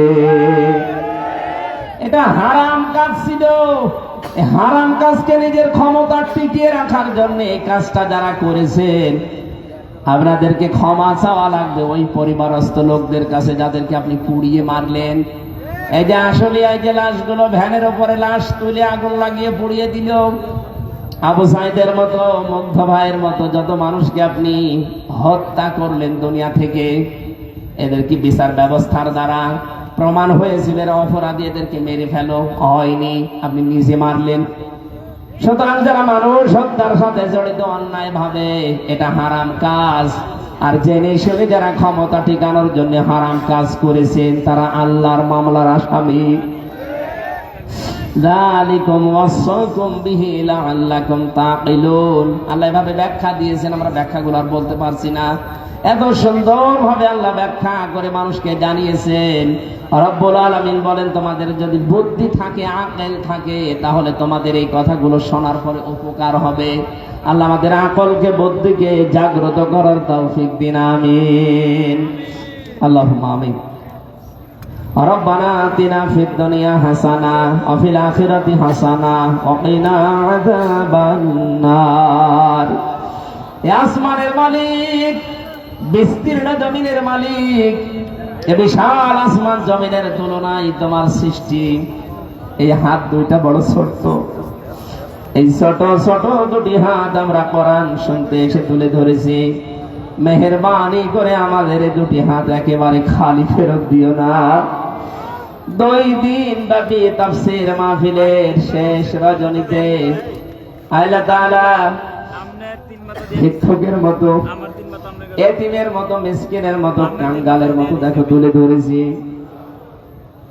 মাথা নিচু করেন, চক্ষু বন্ধ করেন, জীবনের অপরাধগুলো স্মরণ করেন। কোরআন শুনতে আসলে তুমি নিজেই জানিয়েছো, কেউ যদি তওবার নিয়তে আসে, আল্লাহ তুমি তাকে মাফ করে দাও। আমরা স্বীকার করছি এই জনসম্মুখে যে আমরা অপরাধী, আমরা প্রকাশ্যে গোপনে অশ্লীল কাজ করেছি। যে হারাম কাজগুলোর কথা তুমি বললে যেগুলো হারাম, যতদিন বেঁচে আছি আল্লাহ আমাকে সহ প্রত্যেককে হারাম কাজ থেকে বেঁচে থাকার তৌফিক দাও। এ বিশাল আয়োজনে যারা আঞ্জাম দিল, আল্লাহ দলমত নির্বিশেষে যে হিন্দু ভাইরা সাহায্য করেছে বিভিন্ন কায়দায়, আল্লাহ সবাইকে তুমি হেদায়েতের মতো মহাদৌলত দান করো। অনেকে না বুঝে তোমার সাথে শিরিক করে, তাদেরকে বোঝ দাও। জীবনে যেন আমরা অন্তত শিরিক না করি সেই তৌফিক দাও। বাংলাদেশকে তুমি এমন জায়গায় পৌঁছিয়ে দাও যেখানে মসজিদের মতো মন্দিরও নিরাপদে থাকে। রব্বুল আলামিন, মা বাবার সাথে ভালো আচরণ করা ফরজ, এটা আমাদের সবার জীবনে তুমি দিয়ে দাও। মা বোনেরা পর্দার আড়ালে যারা আছে এদেরকে ফাতিমার মতো আয়েশার মতো বানিয়ে দাও। আমার সহ যত মানুষ অসুস্থ আছে প্রত্যেককে শেফায়ে কামেলা জেলা নসিব করো। আল্লাহ তাআলা মাওলানা হারুন তার সন্তানটা অসুস্থ হয়ে পড়ে আছে হাসপাতালে, মেহেরবানি করে শেফায়ে কামেলা জেলা নসিব করে দাও। আমার স্ত্রী সন্তান এখনো হাসপাতালের বেডে, আল্লাহ সুস্থতা দেওয়ার মালিক তুমি, আমরা বিশ্বাস করি। হাজারো মানুষ নিয়ে দোয়া করছি, আমার পরিবারকে তুমি সুস্থ করে ফিরিয়ে দাও। এলাকায় মাটির নিচে যত মানুষ ঘুমিয়ে আছে কোরআনের ইজ্জতে মাফ করে দাও। আগামীতে এই অনুষ্ঠানটা কোরআনের প্রচারের জন্য আরো বিশাল আকারে মঞ্জুর করো আল্লাহ। কখন কার কাছে আজরাইল আসে জানি না, মরণ আসলেই যেন পড়তে পারি লা ইলাহা ইল্লাল্লাহু মুহাম্মাদুর রাসূলুল্লাহ। টাকা পয়সা এনেছিলেন, দিতে পারেননি, আমরা তো বলতে পারলাম না। ওনাদের ওই যে ড্রাম দেওয়া আছে মনে হয়, যেখানে যেখানে অবশ্যই আপনারা দিয়ে যাবেন। ওনাদের মাহফিলটা যেন আগামীতে হয়। সবাই ভালো থাকেন, সুস্থ থাকেন, আল্লাহ হাফেজ।